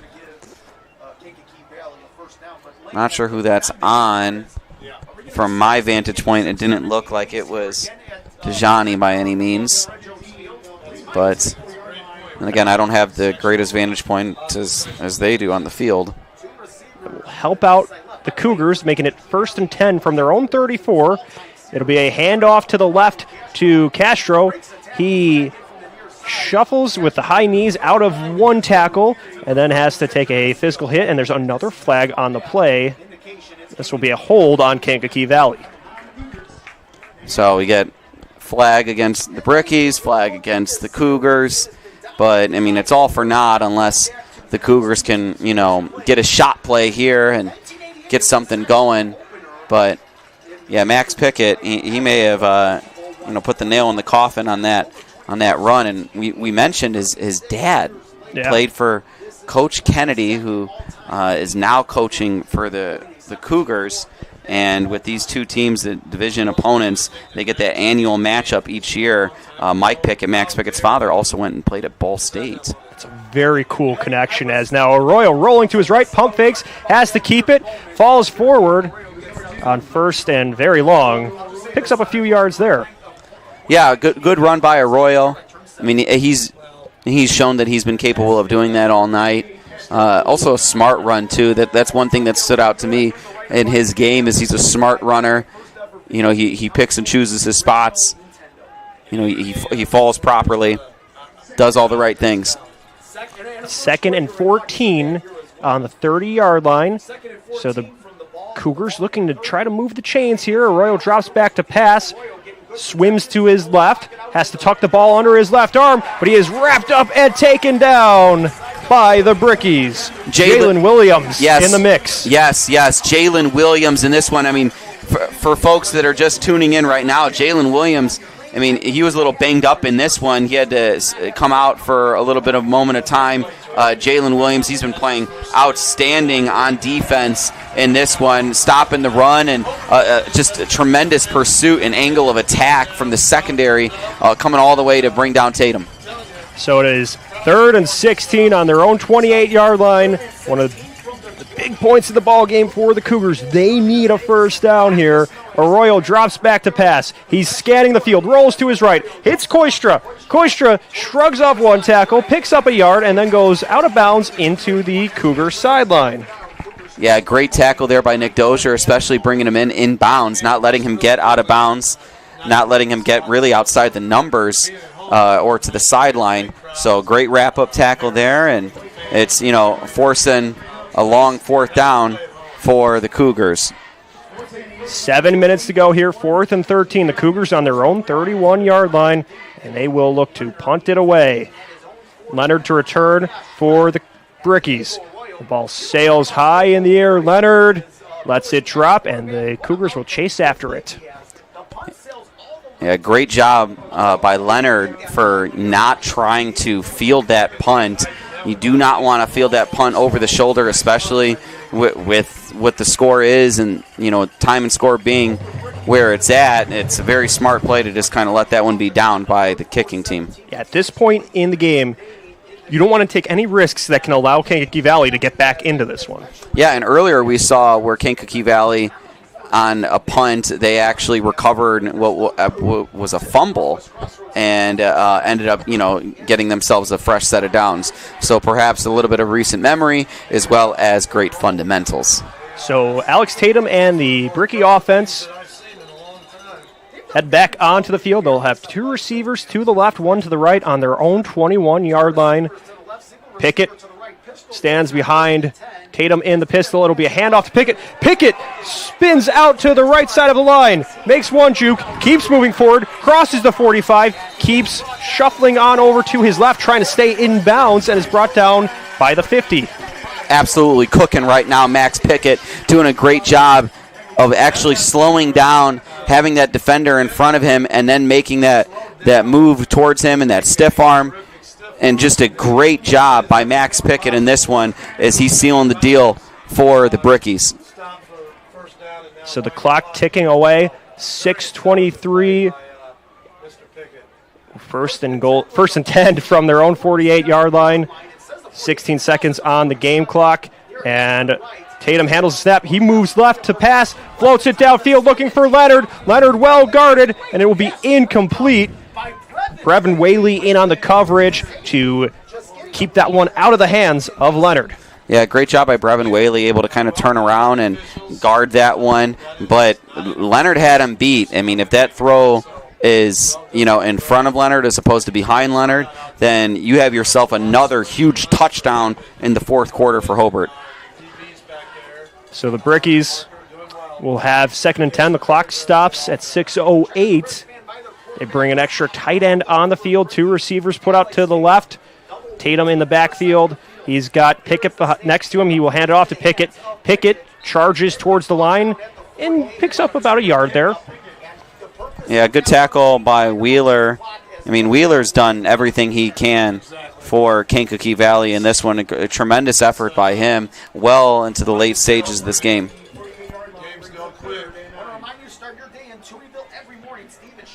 3rd and 9 for the Brickies from their own 48-yard line. Trying to bleed some time away here as they hand it, or it's a keeper. Tatum is stood up tall and is met in the backfield by a host of Cougars, taken down for a loss. Yeah, again, a great play there on defense, and that was Wheeler. Wheeler shot that gap, and, it'll be a matter of if it's a sack or just a tackle for a loss. But nonetheless, great job. But, he does look a little like he's a little kind of walking gingerly here to the sideline. The Cougars take a timeout, so we will stay here, but stay with Region Sports after the game as we send it back to the Centier Bank studio. Catch up on the latest scores, highlights, and more, all live from the Centier Bank studio. You can visit regionsports.com, Facebook/Region Sports Nation, Instagram, and Region Sports Network YouTube for this week's Home Improvement Top 10, presented by Ennigan-Berg Exteriors. Ennigan-Berg Exteriors, you can find them on the web at ebergexteriors.com.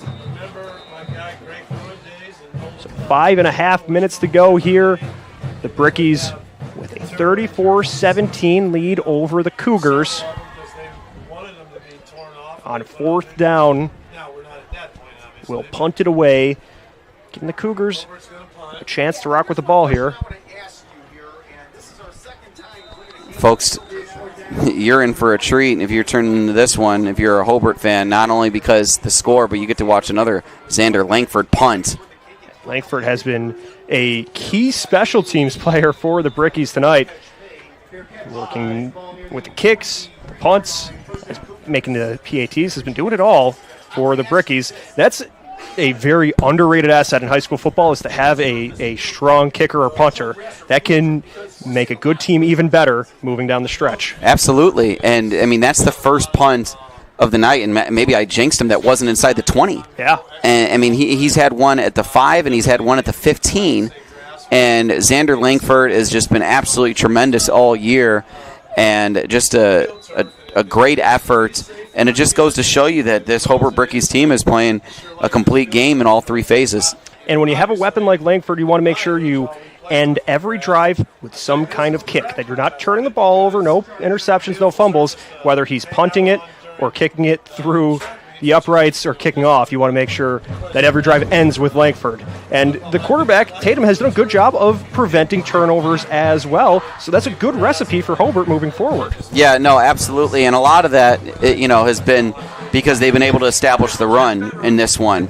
And the Cougars have had to honor that.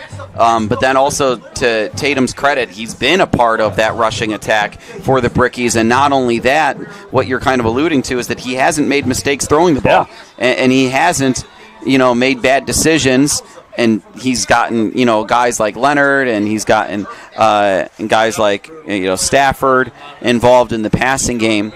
And, yeah, he's just had a really good, efficient, clean game of football tonight. So Arroyo dropping back, looking to pass. His team is down by 17.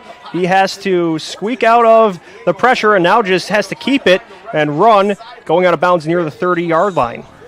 Yeah, good move by Arroyo. And with Dozier barreling down on him, he had to get out of bounds or else he was going to take a big hit. But smart play there to get out of bounds, stop the clock, and, do everything you can. 2nd and 4 from the 29-yard line, 5:14 remaining. Arroyo with Castro to his left, rolls to his right, trying to find a partner to pass with. There's pressure in the backfield. Williams chasing after him. He fires a dart near the Kankakee Valley sideline where it's complete for a first down. Yeah, great play there by Anderson. hauling that one in outside the numbers, right on the sideline. Great throw, too, by Arroyo. I mean, he extended that play. He was moving to his right. He had his eyes downfield and looking to throw the ball, and just beautiful execution there for the Cougars. And we've seen Anderson make a couple catches while he's been well guarded.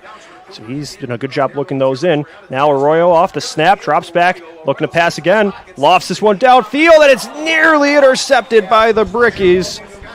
Schlosser had it on his gloves, but it popped out. Yeah, good pocket there. Great job by the left tackle for the Cougars, but for really holding off that edge rush against the Brickies. But again, you're throwing into triple coverage there, and that's not the wisest decision. But at a certain point, with the game being what it is and the score being, where it's at, you got to take some chances. But again, Gavin Joy, though, doing a great job at left tackle. 4:59 remains, 2nd and 10 for the Cougars from their own 38-yard line. Arroyo just hands it off onto the lay to Castro. The ball pops out. The ball is on the turf, and the Brickies pounce on it. Great job by the Brickies. And what we see there, too, is that Josh Diaz tried to go for the old scoop and score on that one, but he was able to still fall on it nonetheless. So a great takeaway there for the Brickies. We get a look at Diaz there coming off the field as he takes this ball away from the Cougars, and the Brickies dominating here late in the game. Second forced fumble for the defense of Hobart. Comes at the 4:51 mark of the fourth quarter, and I have to think the Brickies breathing comfortably here with this 17-point lead, and they now have the ball in enemy territory. Yeah, this is the time to just, run out the clock, play smart, play clean football. Two receivers to the right, one to the left. Tatum looking to pass now, and it's blocked. Blocked by Joy. Got a hand on it. Tatum was hit as he threw two. It's kind of not what we were expecting there. The Brickies looking to pass on first down, and that was nearly disastrous. Yeah, Gavin Joy, great job at left tackle. This time here again on defense, he's playing both ways in this one, and he's able to, swat that ball away as he got that rush on Tatum. So now only 5 seconds off the clock there. It's a handoff to Picket, and Picket rumbles forward along the left side of the line with a healthy gain on second down. Another good run from Max Picket. And this one, now with the clock, ticking under 4.5 minutes, we'll see how many more carries he gets in this one, but he's been having himself a tremendous game. Make it 3rd and 1 from the 27-yard line. Tatum sends his players to their stations. One receiver to his right, two to the left. Picket behind him in the backfield. They have a yard to go to move the sticks. They shuffle their tight end.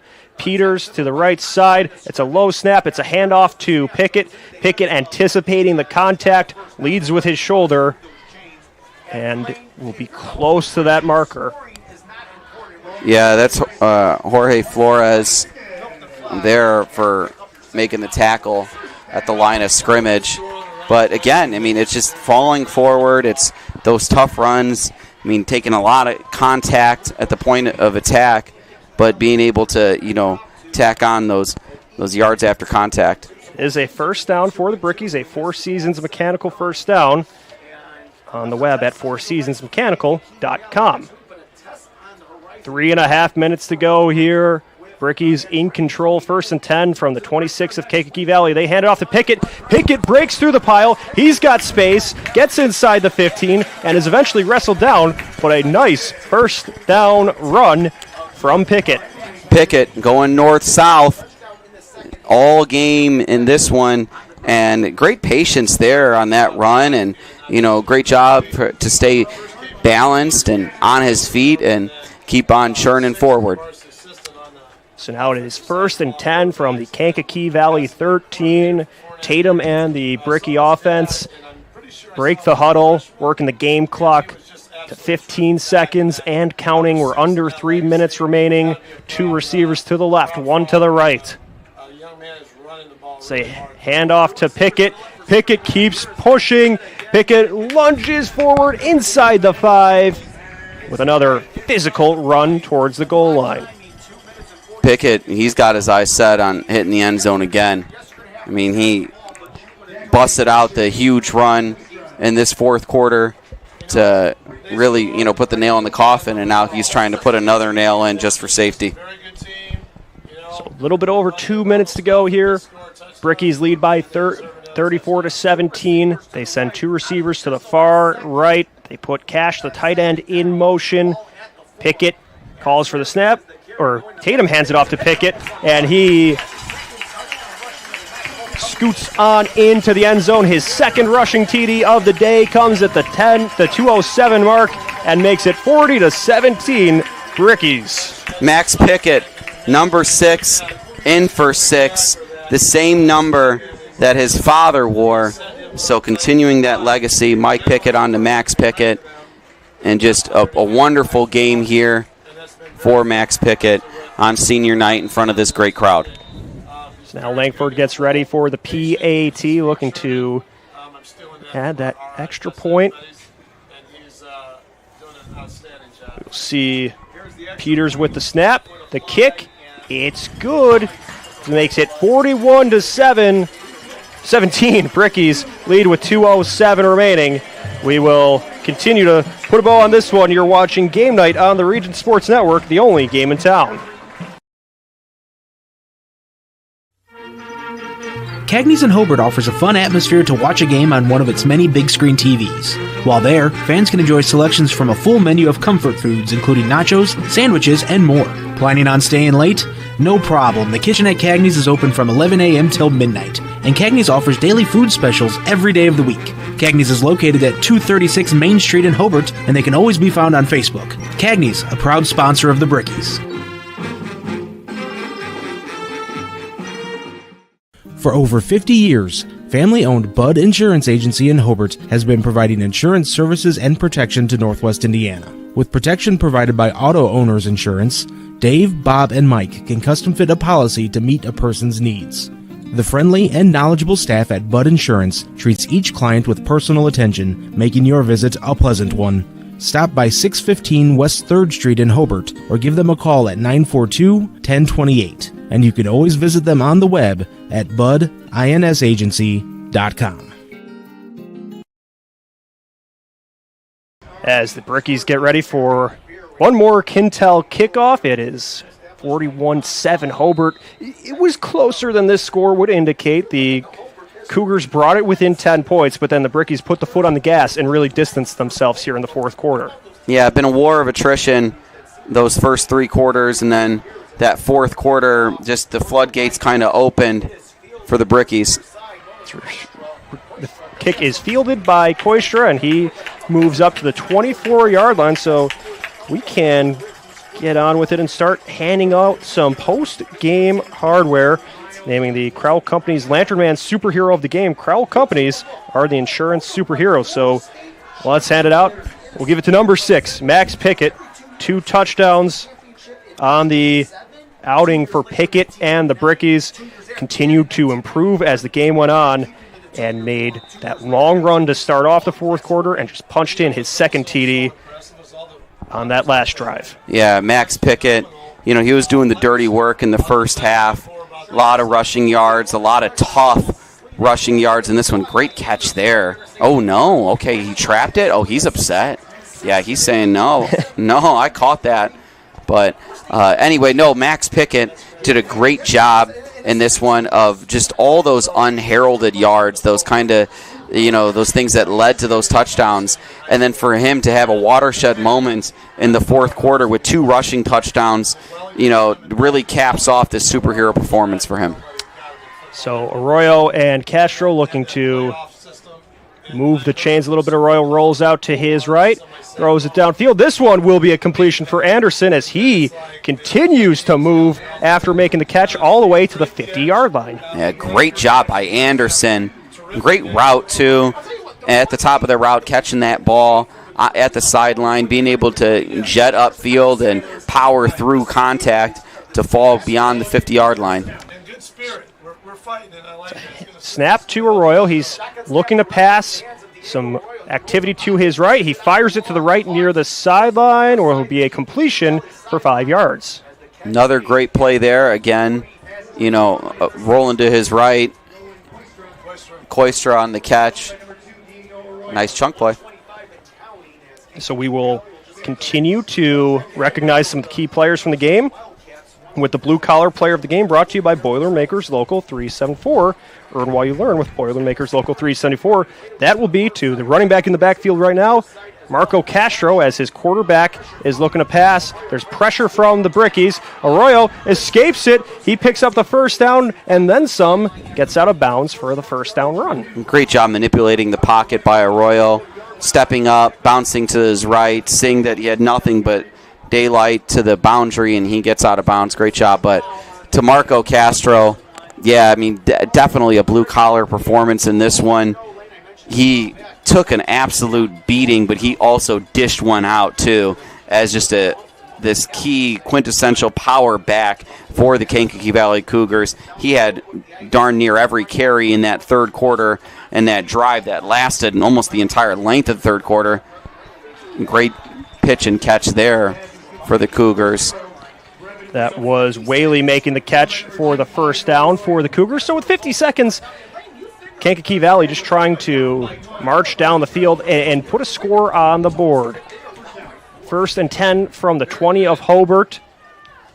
Rolling to his right is Arroyo, trying to find a partner to pass to, looks left, keeps going right, tries to swim out of one tackle, gets to the line of scrimmage, and then just has to tuck it and run for a 1-yard gain. A great move outside the numbers there by Arroyo to avoid getting hit and to get out of bounds on his own volition.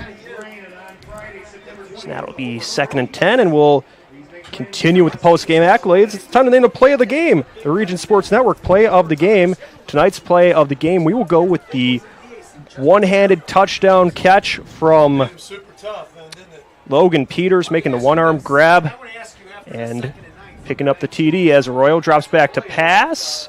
Looking for a partner to get it to. Fires it to Koistra, and then Koistra is wrapped up and muscled down by Tolliver. Yep, great pitch and catch, but let's go ahead and let's look at that play of the game. Logan Peters in this one. So you see Tatum looking to his left, throws the ball. Beautiful one-handed catch with his left. And, folks, he really pinned that one to himself. There was a lot of contact on that play, too. Could have been a defensive pass interference. That is your play of the game. 13 seconds remaining.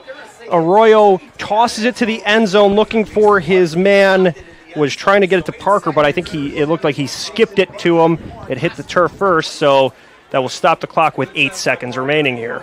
Yeah, and no argument there to the official. He knew that he didn't have that one in. But he's made plenty of great catches in this one.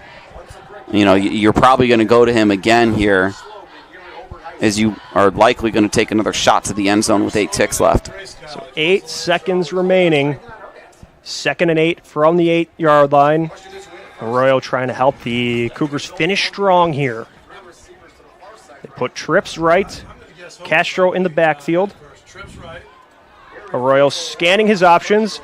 Moves to the left. He's got room. Charging towards the end zone. Goes airborne.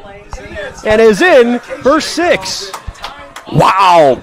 What a run there for Arroyo. Going airborne. Great tough run there, and that's the way you want to finish the game. You want to keep on swinging to the final whistle, and that's exactly what they do, is they get a touchdown to end this ball game. That's how the ball game will end, on a scoring play. 41-23 is your final here at the Brickyard, where the Brickies improve to 2-2 on the year. The Cougars will fall to 2-1 in a hard-fought game between two conference opponents. Yeah, it was. It was a hard-fought game. You mentioned earlier, Leo, about how this one, the box score doesn't necessarily indicate how close this one was. It was really just that fourth quarter with those 2 Max Picket touchdown runs, one from a short distance and one from a very long distance. And, just a tremendous effort by the Brickies in this one. But credit to the Kankakee Valley Cougars in this one. They really fought in a hard game here for them. They were very intelligent, too, on the field. Didn't commit many penalties. Neither team committed many penalties in this one. And, yeah, just an all-around great game. And what a good Northwest Crossroads Conference game. Just a great atmosphere here at the Brickyard between two conference rivals. We will get rolling along here, thanking some people. To our executive producer, Chris Ramirez, to Rich Castillo, Zach Miller, and Mike Dewan, to my broadcast partner, Mike Zamia. Zach Zanelli doing a great job producing, keeping us on the air all evening long. To Bob Guerrero on the camera. Thank you to the coaches, John Gray and Eric Schreiber, to Kirk Kennedy and Mike Black, and to the viewers at Facebook.com/Region Sports, YouTube.com/Region Sports, RegionSports.com, the IHSATV.org. This is Leo Sauter thanking you. You've been watching Game Night on the Region Sports Network, the only game in town.